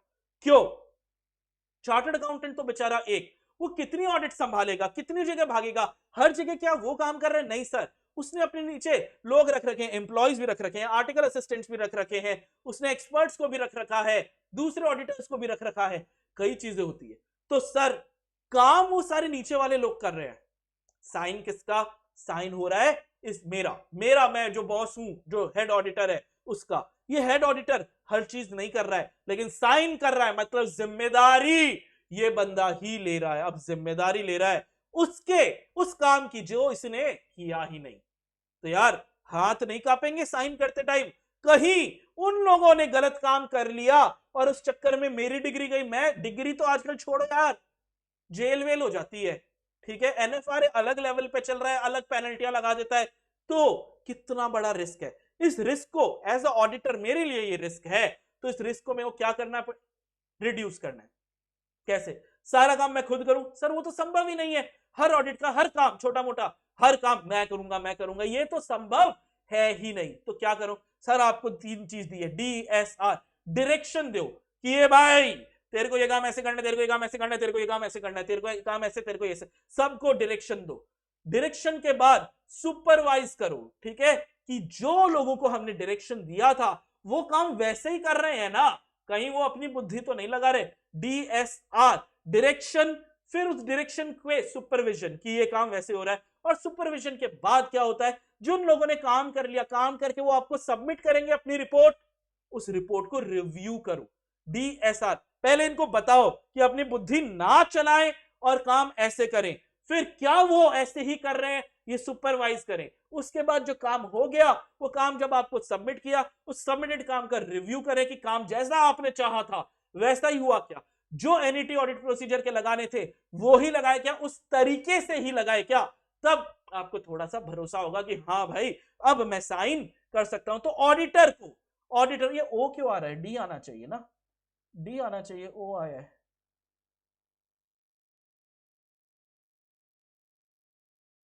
ये लो, है क्या एडिटिंग स्किल्स है। Direction supervision review, direction supervision review, auditor should plan. अब देखो एनईटी तो सर हम हमेशा ऑडिट प्रोसीजर के लिए लगाते थे, यहां पे एनईटी डीआरएस यानी DSR, डायरेक्शन सुपरविजन रिव्यू का एनईटी। जी हाँ बेटा, क्या हो रहा है, कोई एंटिटी है जो बहुत कॉम्प्लेक्स है, वहां पे अगर ऑडिटर ने गलत साइन कर दिया तो ऑडिटर की बैंड बज जाएगी। तो क्या होगा, ऑडिटर है ना यहां पे ज्यादा डायरेक्शन देगा, ज्यादा सुपरविजन करेगा, ज्यादा रिव्यू करेगा, मतलब nature of direction supervision review बदल गया, extent of direction supervision review बदल गया, timing of direction supervision review बदल गया। मतलब अगर इजी ऑडिट है DSR का एनईटी कम हो जाएगा, डिफिकल्ट ऑडिट है DSR का एनईटी बढ़ जाएगा। कॉमन सेंस की बात है, जहां पे रिस्क ज्यादा है ऑडिटर के लिए तो वो ज्यादा DSR करेगा ना, या कम करेगा, ज्यादा ही करेगा यार, रिस्क ज्यादा है। तो NET, nature extent timing of direction, nature extent timing of supervision, nature extent timing of review will keep on changing. तो auditor should plan the NET of DRS of audit engagement। किस आधार पर मैं NET decide करूं DSR की। तो sir पहला आधार जो आया है आपके लिए वो क्या है, size and complexity of the entity, ज्यादा बड़ी एंटिटी, ज्यादा कॉम्प्लिकेटेड एंटिटी, तो DSR का एनईटी भी बढ़ेगा। इजी है, छोटी एंटिटी है, कोई कॉम्प्लेक्सिटी नहीं है, तो DSR का एनईटी कम हो जाएगा। एरिया ऑफ ऑडिट, अब बेटा जैसे फॉरेंसिक ऑडिट में हमारे DRS बहुत ज्यादा होता है, क्यों, फॉरेंसिक का यहाँ पे फ्रॉड फ्रॉड फ्रॉड हमारे दिमाग में घूमता रहता है, तो हम इसमें DSR जो है उसका एनईटी बढ़ा देते हैं। लेकिन नॉर्मल सी कोई ऑडिट है, कॉस्ट ऑडिट है, जिसके टेम्पलेट वैम्पलेट खुद सरकार ने दे रखे हैं, तो उसमें हम DSR ज्यादा नहीं करते। ROMM कितना आया, रिस्क बहुत ज्यादा आया, DRS का एनईटी बढ़ा देंगे, रिस्क कम आया, DSR का एनईटी कम कर देंगे। और गधों को भेजा है या घोड़ों को भेजा है ऑडिट करने के लिए, तो competence and capabilities of audit team, अगर घोड़े हैं तो थोड़ा DSR कम हो जाएगा, एनईटी DSR का कम हो जाएगा। गधों को भेजा है तो उनके काम को, एक एक काम को चेक करना पड़ेगा, तो एनईटी ऑफ DSR हमारा बढ़ जाएगा। उम्मीद करता हूं ये फैक्टर्स आपको समझ में आ जाएंगे, किस फैक्टर पे तुम पे निगरानी ज्यादा रहेगी या कम रहेगी। नेक्स्ट यार देखो, आज का टाइम आ गया और अभी अभी NFRA ने एक ऑडिटर्स पे, हैदराबाद के ऑडिटर थे, उन पे भयंकर फाइन लगाया है। क्यों, क्योंकि उस ऑडिटर से बोला तुमने जो ऑडिट रिपोर्ट दी है वो किस आधार पे दी, कि सर मैंने ओपिनियन बनाई इस आधार पे दी। सर ये ओपिनियन किस आधार पे बनाई, सर मैंने ऑडिट एविडेंस लिए उस आधार पे बनाई। सर वो ऑडिट एविडेंस दिखाओ, सर वो तो नहीं है। कहां गए, पता नहीं कहां गए। अरे ऑडिट एविडेंस गायब हो गए तुम्हारे पास, यहां सर नहीं है। ओहो हो बैंड बजा दिया NFRA ने। भाई ये तो सबसे गलत बात है ना, जो एविडेंसेस हैं आपने एविडेंस को खत्म कर दिया, और अब कोई आपको बता ही नहीं सकता कि आपने जो ओपिनियन बनाई वो सही बनाई या गलत बनाई, क्योंकि जिस आधार पे आपने ओपिनियन बनाई वो आधार तो बुम खत्म हो गया। इसीलिए बेटा ऑडिट में क्या होता है, जो चीजें हम करते रहते हैं उसको डॉक्यूमेंट करते हैं, ताकि आगे कोई हमसे सवाल पूछे तो हम जवाब विद डॉक्यूमेंट्री एविडेंस दे सके। तो डॉक्यूमेंटेशन ऑडिट प्लान का, डॉक्यूमेंटेशन हर चीज का होता है, प्लान भी हमारे डॉक्यूमेंटेशन में रहेगा। तो डॉक्यूमेंटेशन ऑफ ऑडिट प्लान क्या है? एक रिकॉर्ड है। रिकॉर्ड किसका? 315 का और 330 का, क्योंकि प्लानिंग में तो ये दो ऐसे ही मेजर काम आते हैं। 315 में एनईटी ऑफ आरएपी जो है असर्शन लेवल पे, इसको डॉक्यूमेंट करेंगे। फर्दर ऑडिट प्रोसीजर जो रिस्पांस दिया 330 के हिसाब से, इसको भी हर चीज डॉक्यूमेंट करेंगे। क्लियर? चले आगे, समझ आ रहा है? ओके, आ जाओ। What should be document? भाई हर चीज। यहाँ पे चैप्टर 3 में पढ़ेंगे डिटेल में क्या क्या डॉक्यूमेंट होगा, लेकिन सर अभी तक बनाया ही ओवरऑल ऑडिट स्ट्रेटेजी है तो उसको डॉक्यूमेंट करो। फिर हमने बनाया ऑडिट प्लान है तो उसको डॉक्यूमेंट करो। क्या मेरे ओवरऑल ऑडिट स्ट्रेटेजी और ऑडिट प्लान में बदलाव हो सकते हैं? हाँ, तो जब बदलाव हुआ है उस बदलाव को भी डॉक्यूमेंट करो। Any significant changes in overall audit strategy and audit plan, उसको भी डॉक्यूमेंट। सर क्या फायदा होगा? मैं कह रहा हूं सबसे बड़ा फायदा कि जेल नहीं जाओगे, एनएफआरए बैंड नहीं बजाएगा, ये सबसे बड़ा फायदा है। लेकिन ये हम लिख नहीं सकते ना, तो हम थोड़े अच्छे शब्दों का प्रयोग करते हैं कि बेनिफिट क्या होगा डॉक्यूमेंटेशन का? सर रिकॉर्ड रहेगा हमारे ऑडिट प्रोसीजर्स का, ये हथियार क्यों लगाया, किसने लगाया। रिव्यू एंड अप्रूवल, जब हमारे नीचे के लोग जो हैं वो ऑडिट कर रहे हैं तो उसका रिव्यू और अप्रूवल वो डॉक्यूमेंट हमको देंगे, तो तभी तो हम उसको रिव्यू देंगे, अप्रूवल देंगे ऑडिट करने से पहले। सर ये काम मैं ऐसे कर लूं, लिख के बता कैसे करेगा। ऐसे ऐसे करूंगा। मैंने कहा साइन कर कि ये काम तो ऐसा कर रहा है, कि ठीक है, मैंने डॉक्यूमेंट कर लिया कि हमारे लोगों ने ये तरीका बताया था। रीजन रिस्पॉन्स डॉक्यूमेंट होंगे, किस चीज के? अगर कोई बदलाव हुआ है या ये प्लान अब मेरा फाइनल है या ओवरऑल ऑडिट स्ट्रेटेजी फाइनल है, बदलावों के बाद है, तो इनको डॉक्यूमेंट करेंगे। ठीक है, आइए एक तरीके से इस चैप्टर के थर्ड पार्ट पे जाते हैं, क्योंकि पहला पार्ट क्या? ऑडिट स्ट्रैटेजी पढ़ ली। दूसरा पार्ट क्या? ऑडिट प्लान पढ़ लिया। तीसरा पार्ट क्या? Audit programme. लेकिन आइडियली पता है इसका एक चौथा पार्ट भी होना चाहिए था, नाम बहुत बड़ा हो रहा था तो उन्होंने नहीं लिखा, मटीरियलिटी। वो इस चैप्टर का चौथा पार्ट है। मेजरली चार जगह अपन इसको है ना तोड़ते हैं मेरे हिसाब से। ये जो चैप्टर है ना बेटा, ये फर्स्ट पार्ट ये होगा, ठीक है,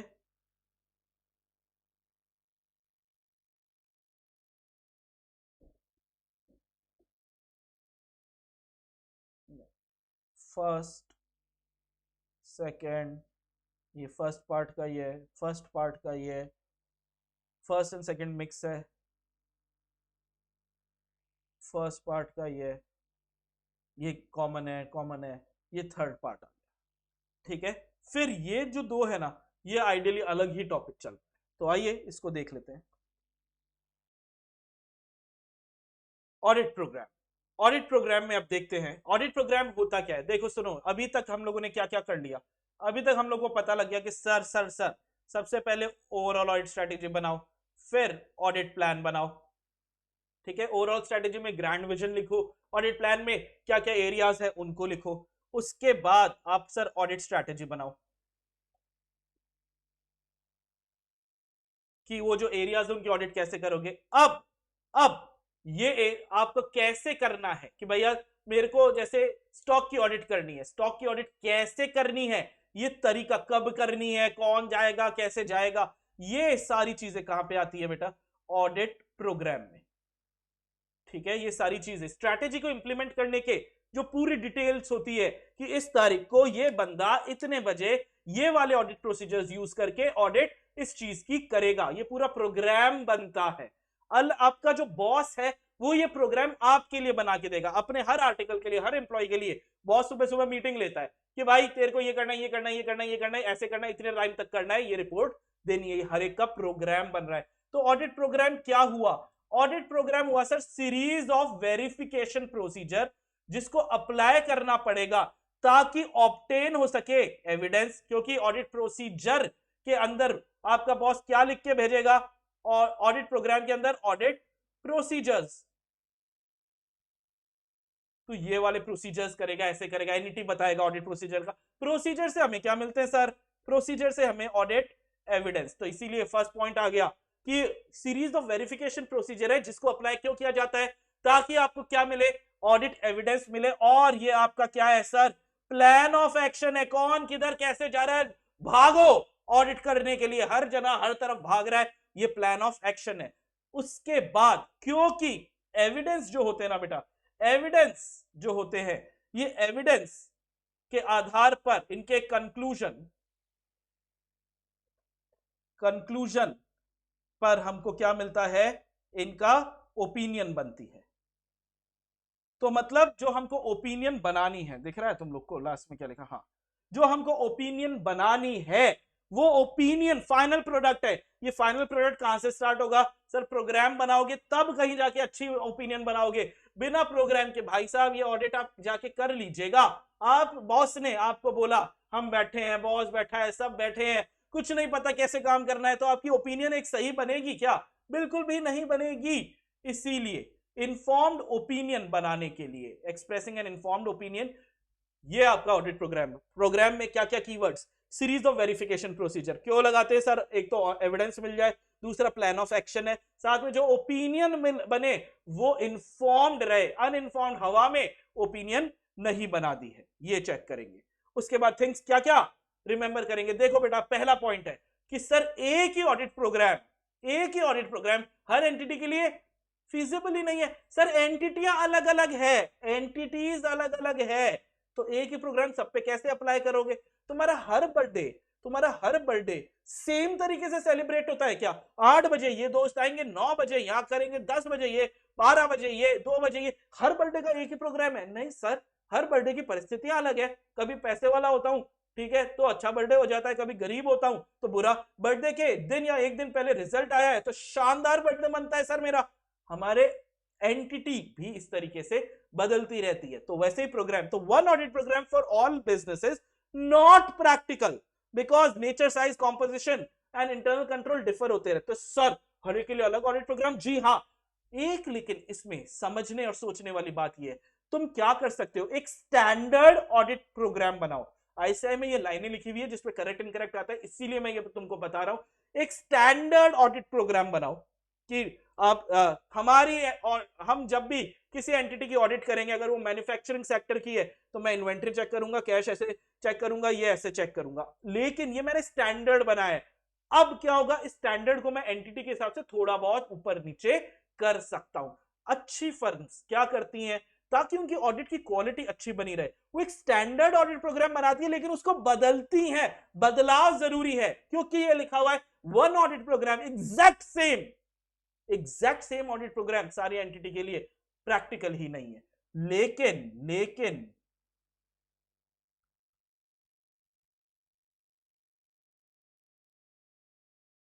लेकिन एक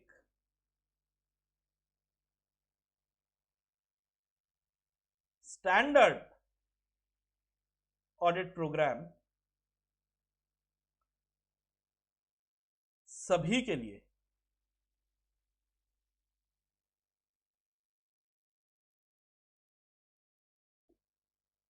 बनाया जा सकता है।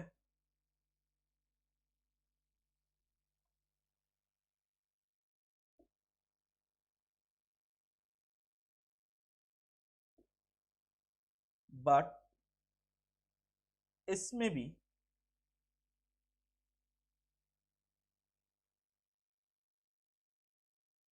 एंटिटी टू एंटिटी बदलाव करना पड़ेगा।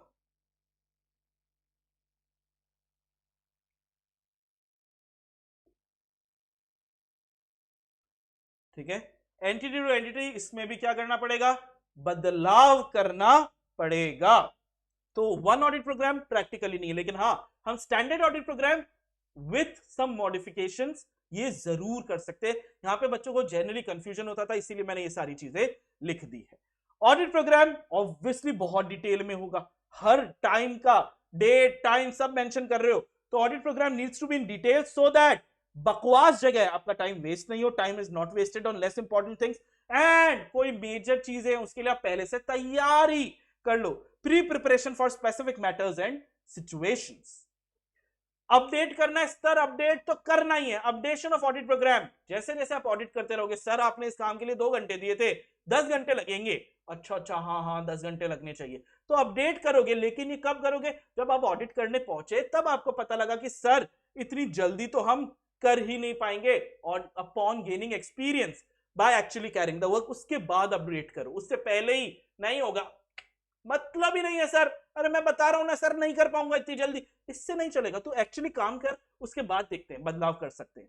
क्या एक ऑडिट प्रोग्राम को हम पीरियोडिक रिव्यू करें? हाँ चेक करो, आपका प्रोग्राम ऑब्सोलीट हो सकता है, पुराना हो सकता है। क्यों?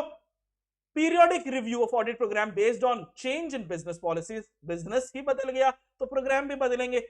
हो सकता है ये प्रोग्राम अब एडिक्वेट भी नहीं हो और इस प्रोग्राम में मैंने कोई गलती कर दी हो, तो मैं रिव्यू करूंगा तभी पता है अरे ये तो गलत चीज लिख दी इसमें, इसको हटाओ, नेग्लिजेंस हटाने के लिए। ऑडिट प्रोग्राम जब भी बनाएगा कौन? आपका बॉस। कौन? आपका बॉस ऑडिट प्रोग्राम बनाएगा। बेटा आप अपना खुद का प्रोग्राम नहीं बनाओगे। तो जब भी आपका बॉस ऑडिट प्रोग्राम बनाएगा ना, जो ऑडिट की स्कोप हमने चैप्टर 1 में पढ़ा था, स्कोप ऑफ ऑडिट 7 पॉइंट, वो उसको ध्यान में रख के ऑडिट प्रोग्राम बनाएगा, उसके अंदर अंदर रहेगा। और कोई लिमिटेशन अगर मैनेजमेंट लगाई है जो आपके बॉस ने एक्सेप्ट भी की है, उस लिमिटेशन को ध्यान में रख के आपका ऑडिट प्रोग्राम बनाएगा। और आपका बॉस बताएगा इस चीज को चेक करने जा रहे हो ना, ये वाला एविडेंस बेस्ट एविडेंस है। क्योंकि तुम तो अभी नन्हे मुन्ने बच्चे हो, तुमको थोड़ी पता है कि इस ऑडिट के अंदर क्या शानदार चीज है, क्या एविडेंस सही है, क्या गलत है। तुम्हारा बॉस जब ऑडिट प्रोग्राम बनाएगा वो लिख के देगा कि ये वाला एविडेंस मिल गया ना बेटा, मतलब चीजें सही है, ये नहीं मिला मतलब चीजें में कोई दिक्कत है, वो तू मेरे को बताना। तो identify best evidence for deriving necessary satisfaction, apply only relevant steps procedures useful for verification, क्योंकि इररेलेवेंट चीजें तो हम ऑडिट प्रोग्राम में लिखते ही नहीं। और अगर हमारा बॉस ये ऑडिट प्रोग्राम नहीं बना के देता तो हम तो बकवास इजी इजी चीजें कर लेते, टाइम वेस्ट करके, सर टाइम हो गया मैं तो घर जा रहा हूं, ऐसा करके चले जाते। कंसिडर करेगा आपका बॉस कि तू बच्चा है, नन्ना मुन्ना है, तेरे से गलती हो सकती है, इसीलिए वो भी तरीके लगाएगा कि तेरी गलतियों को हम चेक कर सके एंड कोऑर्डिनेट करें। अगर एक बंदे ने काम कर लिया उससे दूसरे को फायदा हो रहा है, तो ये प्रोसीजर्स को, इन चीजों के हिसाब से वो आपका हर बंदे का ऑडिट प्रोग्राम बना के देगा। Audit program design to provide audit evidence. क्यों? अभी अभी देखा sir, overall strategy, audit plan, audit strategy, audit program, program से ऑडिट एविडेंस। तो design to provide audit evidence by prescribing procedures. Audit program में मेन चीज क्या? ऑडिट प्रोग्राम में मेन चीज ऑडिट प्रोसीजर्स एंड टेक्निक से कोई काम करना है तो कैसे करना है। ऑडिट एविडेंस वो इंफॉर्मेशन होती है, वैसे हम इसको भी चैप्टर 3 में डिटेल में देखेंगे, लेकिन यहां पे ऑडिट एविडेंस क्या है। बिना एविडेंस के क्या तुम एक अच्छी ओपिनियन बना लोगे? बिल्कुल नहीं। तो audit evidence is the information upon which auditor की ओपिनियन फॉर्म होती है। ऑल ऑडिट एविडेंस जो मैनेजमेंट असर्शन देता है, याद है ना बेटा, मैनेजमेंट आपको दो ही चीजें देता है, एक तो फाइनेंशियल स्टेटमेंट और एक असर्शन। तो जो भी मैनेजमेंट ने कोई बात आपको बोली है, असर्शन दिया है, तो all audit evidence from assertion, उसमें से उस मैनेजर ने बताया भाई हमारे उस गोडाउन में 10 लाख का माल पड़ा है, अब इसमें से आप ऑडिट एविडेंस ड्रॉ करोगे, कंसिडर करोगे, वे करोगे, ताकि आप जो मैनेजमेंट ने बोला इस चीज को प्रूव कर दो, हाँ मैनेजमेंट सही बोल रहा है, या डिस्प्रूव कर दो मैनेजमेंट 10 लाख बोला था, बिल्कुल नहीं है, 2 लाख रुपए का माल नहीं है, हम चेक करके आए हैं, टेक्निक लगाए हैं, प्रोसीजर लगाया है। आप या तो असर्शन को प्रूव कर दोगे या डिस्प्रूव कर दोगे। यही तो ऑडिट है कि जो मैनेजमेंट बोल रहा है वो सही बोल रहा है या गलत बोल रहा है, ये चेक करना है। तो असर्शंस को प्रूव या डिस्प्रूव कर देंगे ऑडिट एविडेंस से। ऑडिट एविडेंस कैसे कैसे ऑब्टेन्ड होगा? भाई एक ही तरीका है, ऑडिट प्रोसीजर, 7 प्रोसीजर लगा दो। लेकिन क्योंकि अभी चैप्टर 2 ही चल रहा है, चैप्टर 3 तो नेक्स्ट वन शॉट आएगा, तो आईसीएआई को लगता है कि अभी बच्चे को पता ही नहीं होगा कि 7 ऑडिट प्रोसीजर है, तो इन्होंने इजी नाम लिख दिए कि डॉक्यूमेंट्री एग्जामिन कर लो, अरे इसको इंस्पेक्शन कहते हैं, फिजिकल वेरिफिकेशन कर लो, ठीक है इंस्पेक्शन है, स्टेटमेंट एक्सप्लेनेशन लो मैनेजमेंट वगैरह से, इंक्वायरी कर रहे हो, अरिथमेटिकल कैलकुलेशन कर लो, सर रिकैलकुलेशन है, स्टेट ऑफ इंटरनल कंट्रोल को चेक कर लो, इंस्पेक्ट कर लो, रीपरफॉर्म कर लो, inter relationship, subsidiary memorandum account minutes को चेक करोगे, सब्सिक्वेंट एक्शन बाय क्लाइंट, ये सारे कुछ नहीं। एग्जाम में जब लिखना है तो अपने को 7 ऑडिट प्रोसीजर लिखने, क्योंकि तब तक हम 7 ऑडिट प्रोसीजर के बारे में चैप्टर 3 में पढ़ चुके होंगे। तो आइडियली आईसीएआई ने क्या किया, जो नेक्स्ट May 24 के लिए बनाया ना बेटा, उसमें ये चीजें हटा दी कि आईसीएआई को पता है कि एग्जाम में बच्चा कभी भी ये वाले पॉइंट तो नहीं ही लिखेगा। आ जाओ, काम आपको दिया, आपके बॉस ने काम किसको दिया? आपको दिया। तुम काम क्वालिटी से कर रहे हो या नहीं, उस पे उसकी डिग्री निर्भर कर रही है ना। आज बड़े बड़े ऑडिटर्स के पास अगर कोई फ्रॉड पता लगता है, तुमको क्या लगता है बेटा, वो जो टॉप पे ऑडिटर बैठा हुआ है उसने किया होगा? गलती अगर कुछ हुई है उससे हुई होगी? नहीं, हो सकता है उसके नीचे जो बंदा गया था काम करने उसने गलत कर दिया, लेकिन जो बॉस है उसकी जिम्मेदारी क्यों, क्योंकि अल्टीमेट साइन तो उस बॉस ने ही किया है। तो क्वालिटी, ऑडिट की क्वालिटी को कंट्रोल कैसे करें? Quality control for audit work, जो काम डेलीगेट किया है या सुपरवाइज ऑफ ऑडिट वर्क, कैसे जो काम डेलीगेट किया गया है उस काम की क्वालिटी को कंट्रोल कैसे करें? पहला तरीका तो सबको पता है सर, डीएसआर कर लो, डायरेक्शन सुपरविजन एंड रिव्यू करो जो भी काम आपने अपने सबऑर्डिनेट्स को दिया है। Auditor should DSR the work जो असिस्टेंट को दिया, जो आपके नीचे आर्टिकल असिस्टेंट है। लेकिन सर कोई और ऑडिटर है, आप उसको सिखाओगे कि काम कैसे करना है? वो ऑडिटर है, वो खुद चार्टर्ड अकाउंटेंट है, वो तुम्हारा कलीग है, वो तुम्हारा सबऑर्डिनेट नहीं है। तो जो भी काम आप असिस्टेंट्स को देते हो उसका तो डीएसआर करो, लेकिन कोई भी काम एक्सपर्ट या दूसरे ऑडिटर करते हैं ना, उसमें सिर्फ आप उनको ज्ञान मत दो, डीएसआर मत करो, उनके काम पे रीजनेबल अश्योरेंस लो। ठीक है, अपना ऑब्जेक्टिव है रीजनेबल अश्योरेंस लेने का कि क्या इन लोगों ने ये काम सही से किया है क्या। तो असिस्टेंट के काम का डीएसआर, एक्सपर्ट्स एंड ऑडिटर्स के काम में रीजनेबल अश्योरेंस ऑब्टेन करनी है। क्या क्या की चीजें याद रखनी है कि सर डीएसआर तो हम किसका करेंगे? असिस्टेंट्स के काम का, लेकिन वही जो दूसरे ऑडिटर, जो दूसरे ऑडिटर हैं और एक्सपर्ट है, उनके काम पे हम क्या लेंगे? रीजनेबल अश्योरेंस ऑब्टेन करेंगे। क्वालिटी कंट्रोल करने के जो प्रोसीजर है वो एंगेजमेंट लेवल पे रहेंगे, वो आपको क्या देंगे भैया? रीजनेबल अश्योरेंस देंगे। किस बात का? जो काम जैसे होना चाहिए था वैसे हुआ क्या, कैसे होना चाहिए था? ये बात याद है तुमको? फिर से एलिमेंट में हमने पढ़ी थी कि जो भी काम कैसे है, work complies with professional standard, legal and regulatory requirement, and auditor ने जो भी रिपोर्ट इशू की है वो एप्रोप्रिएट है, क्योंकि इनएप्रोप्रिएट तो चलेगी नहीं। ये बातें हमने कहां पढ़ी थी? Element of system of quality control. तो क्वालिटी कंट्रोल के पॉइंट तो यहां पे आएंगे ही ना, क्यूसी लिखा हुआ ही है क्वालिटी कंट्रोल के पॉइंट। और अब चालू क्या होता है? एक तरीके से आखिरी टॉपिक इस चैप्टर का, ऑडिट की प्लानिंग और मटीरियलिटी में क्या संबंध है, ये हम इस चैप्टर का आखिरी टॉपिक आइए देख लेते हैं।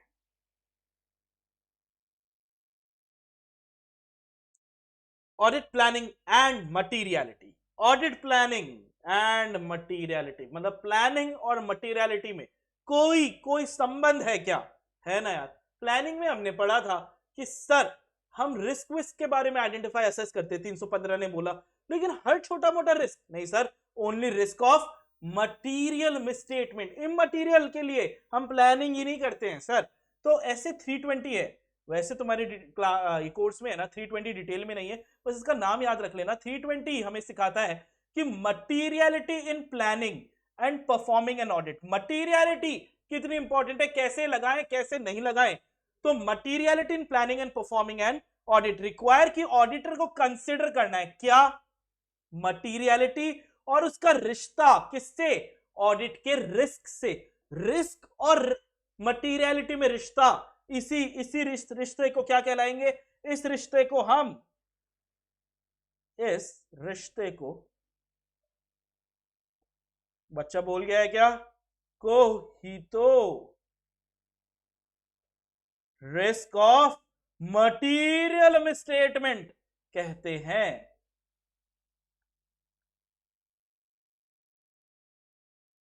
ठीक है, ये रिश्ता क्या कहलाता है? ये रिश्ता कहलाता है रिस्क ऑफ मटीरियल मिसस्टेटमेंट। कि भैया ऑडिटर तेरे को मटीरियलिटी और उसका रिश्ता विद ऑडिट रिस्क इसको कंसिडर करना है, ऐसे 320 ने ये बोला है जब तू ऑडिट कर रहा है। अब मटीरियलिटी दो तरीके की होती है बेटा, ये पढ़ने से पहले समझो। मटीरियलिटी है ना दो तरीके की होती है, ये मैं एक बार प्रीवियस पेज पे ऐड पेज,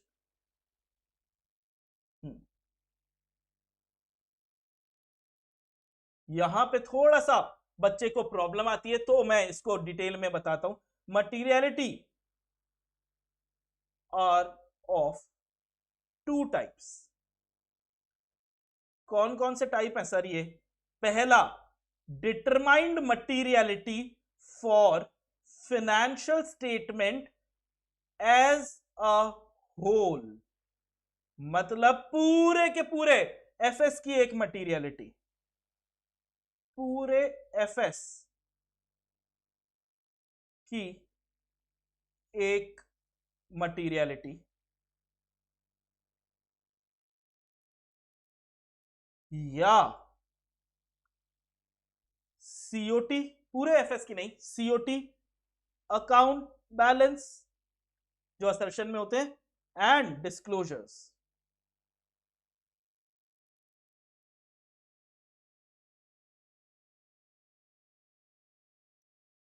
की मटीरियलिटी। मतलब या तो पूरे एफएस की हम एक मटीरियलिटी बना लें, ठीक है, कि यार हमारे पूरे फाइनेंशियल स्टेटमेंट में अगर 1 लाख रुपए तक की गड़बड़ है तो 1 लाख या उसके ऊपर गड़बड़ है तो मटीरियल है, उसके नीचे इमटीरियल है, ये पूरे एफएस की मटीरियलिटी हो गई।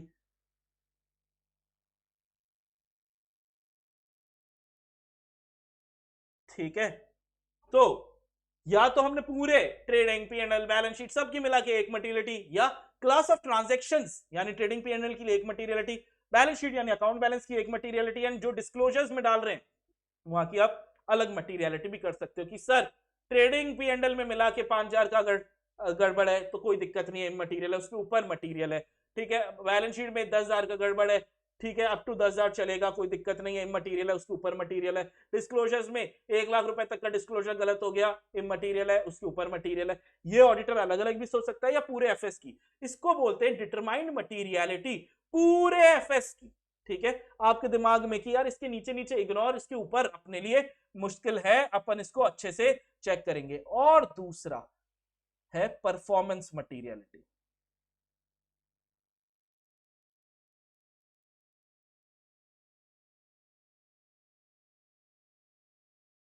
जिसको बोलते हैं बेटा पीएम। ठीक है, अब क्या होता है, मेरे को मान लो मैंने 10,000 रुपए पूरे ट्रेडिंग पीएनएल के मटीरियलिटी डिसाइड की, तुम्हें लगता है बेटा कि मेरे को एक ही ट्रांजेक्शन में 10,000 मिल जाएगा गड़बड़? नहीं, मान लो सर 100 रुपए करके बहुत सारी गड़बड़े निकल गई, हजार नहीं 100 करके 100 गड़बड़े निकल गई, तो सर 10,000 तो आ गया, लेकिन मैंने क्या है हर 100 रुपए को इग्नोर कर दिया था। क्यों कर दिया सर? क्योंकि आपने बोला क्लास ऑफ ट्रांजैक्शन के लिए 10,000 की मटीरियलिटी है, मैंने 10,000 के नीचे जितनी गड़बड़ थी ना सबको इग्नोर कर दिया। अरे भाई अगर इकट्ठा करेंगे तो 10,000 से ऊपर जा रहा है ना, वो तो देखा ही नहीं। इसीलिए बेटा, इसीलिए एक दूसरी मटीरियलिटी भी चेक की जाती है। कौन सी? Well performing the audit. आप एक और मटीरियलिटी जो आइडियली डीएम से कम पे होगी, डीएम अगर 10,000 का है तो परफॉर्मेंस मटीरियलिटी मैंने मान लो 500 रुपए पे रख ली कि सुनो 500 के नीचे नीचे की गड़बड़ी जो है ना उसको इग्नोर करो, लेकिन 500 करके 500 करके कहीं ये 10,000 जो मैंने डीएम सेट किया है उसके ऊपर तो नहीं जा रहा? नहीं जा रहा, इग्नोर कर दो। जा रहा है मतलब दिक्कत है। तो ऑडिट करते समय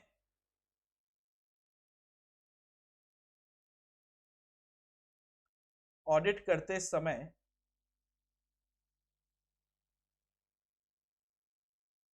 छोटी छोटी मिस्टेक्स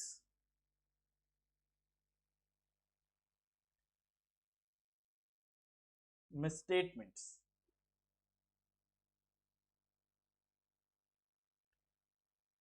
को अगर ऐड करें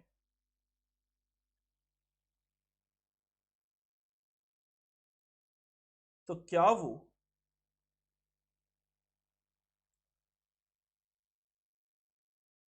डीएम के ऊपर चली जाएगी? ऊपर चली गई मतलब मटीरियल।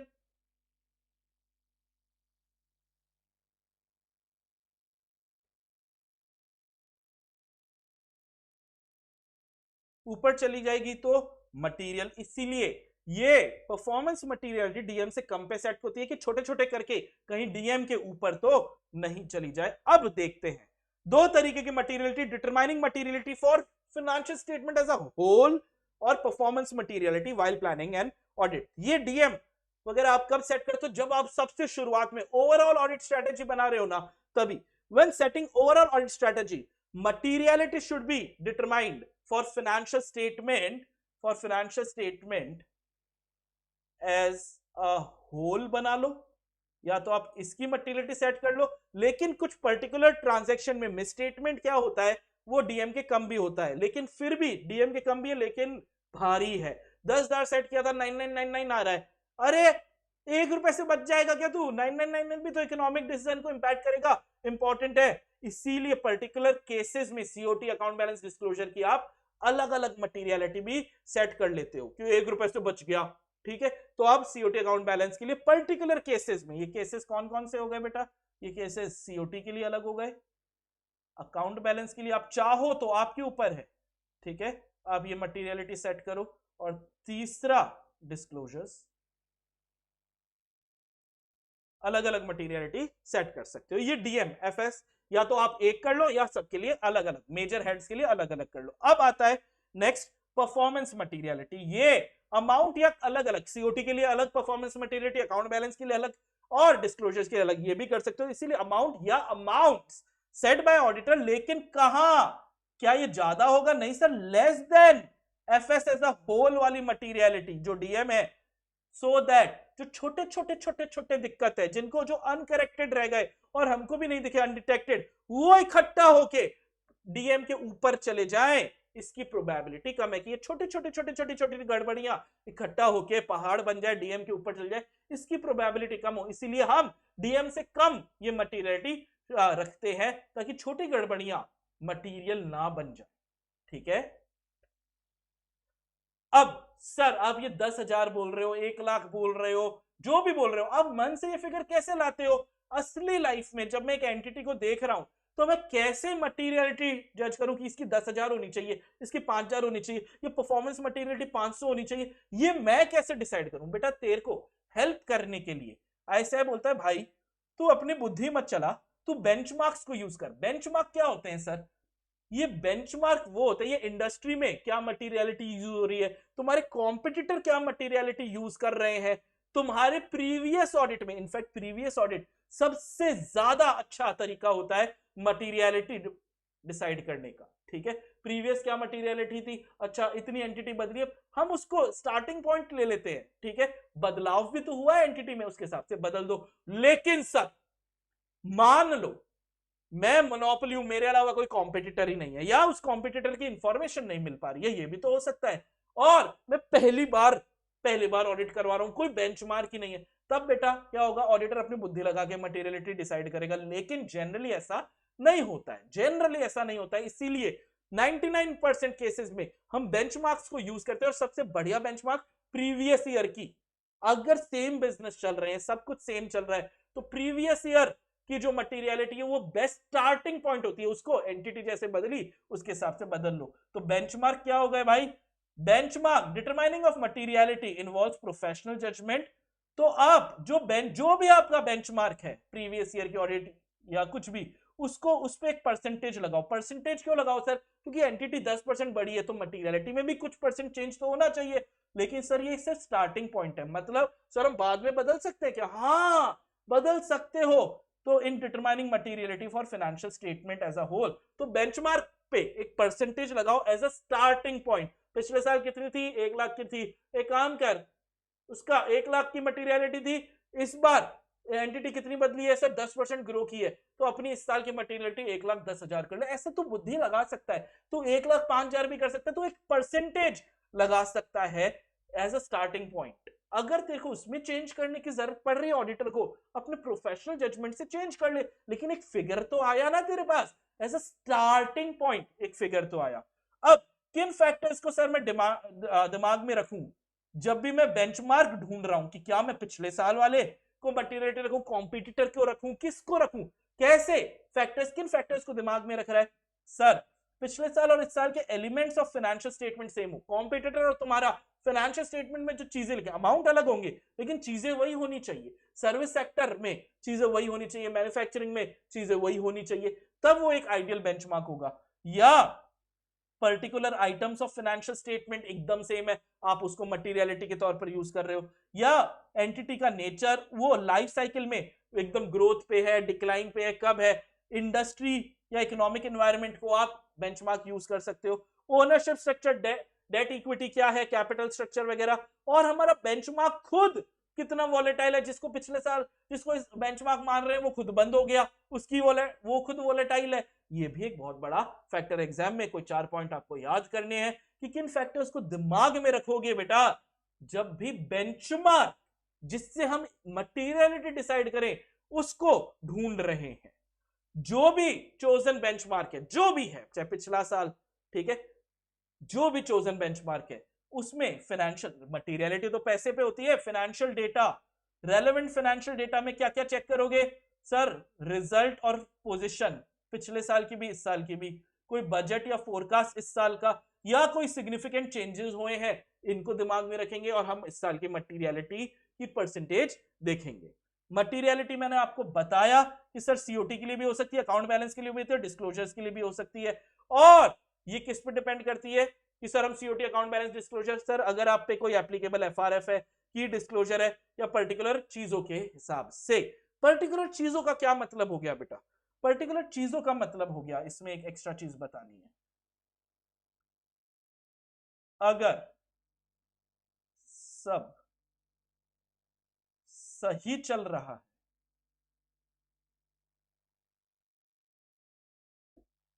सही चल रहा है मतलब क्या? ये चल सही से नहीं बना,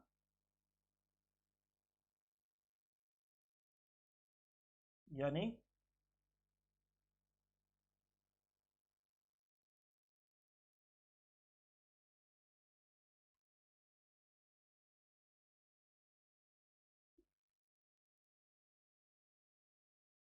बिजनेस क्या है? स्टेबल है। मतलब क्या नहीं है? नॉट वोलाटाइल, प्लस स्टेबल भी है, प्लस कंटिन्यूस भी है। ठीक है, तो हमारे लिए बेस्ट बेंचमार्क क्या रहेगा?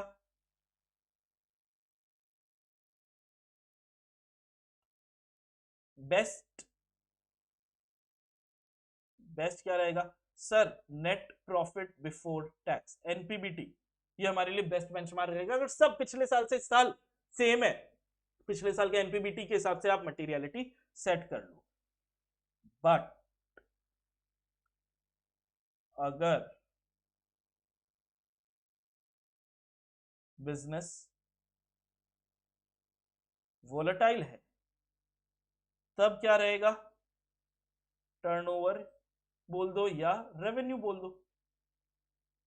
ठीक है, ये हमारे लिए बेस्ट बेंचमार्क रहेंगे। इस पे करेक्ट इनकरेक्ट एमसीक्यू वगैरह आता है। ये मैंने बोला पिछले साल वाला मटेरियलिटी एकदम सही रहेगी, तो ये इनको आप ध्यान में दोगे। वॉलेटाइल आप ये ले लो, टर्नओवर ले लो, और नॉन वॉलेटाइल कंटिन्यूस है तो आप क्या ले लो? एनपीबीटी को आप एज अ बेंचमार्क यूज कर लो। सर एक बार जो मटेरियलिटी डिसाइड की, बदल सकता हूं? हाँ ना, सब बदल सकता है। क्यों? परिस्थितियों में बदलाव हो गया, कोई नई जानकारी मिली, या ऑडिटर की जो अंडरस्टैंडिंग थी एंटिटी और उसके ऑपरेशन की, वो अंडरस्टैंडिंग ही बदल गई, तो बेंचमार्क भी हम बदल लेंगे, मटेरियलिटी भी हम बदल लेंगे। सर मटेरियलिटी को भी डॉक्यूमेंट करना है? जी हाँ, हर चीज को डॉक्यूमेंट करना है। जैसे डीएम को करेंगे, पीएम को करेंगे, सीओटी अकाउंट बैलेंस डिस्क्लोजर के लिए अगर अलग मटेरियलिटी है पर्टिकुलर केसेस की, उसको करेंगे, और अगर उनमें कोई बदलाव किया है तो उस कारण को भी हम डॉक्यूमेंट करेंगे। with this with this chapter number 2, nature नहीं, ये तो 1 था, audit strategy, audit planning and audit program, plus साथ में मटेरियलिटी भी होना चाहिए था। ये वाला टॉपिक खत्म हो गया बेटा। इजी है, छोड़ के नहीं जाना है। सीक्वेंस मैंने आपको बता रखी है ऑलरेडी कि किस सीक्वेंस में पढ़ना है जिससे हम हाईएस्ट नंबर स्कोर करेंगे। I wish you all the very best and the next lecture which I am bringing one shot के तौर पर इज ऑन चैप्टर नंबर 3, क्या है? Audit documentation and audit evidence. Wish you all the very best. Comment में लिखना बेटा, अगर आपको समझ में आ गया, नहीं आया तो भी बताओ। Thank you so much. पढ़ाई पढ़ाई पढ़ाई करो, पढ़ाई।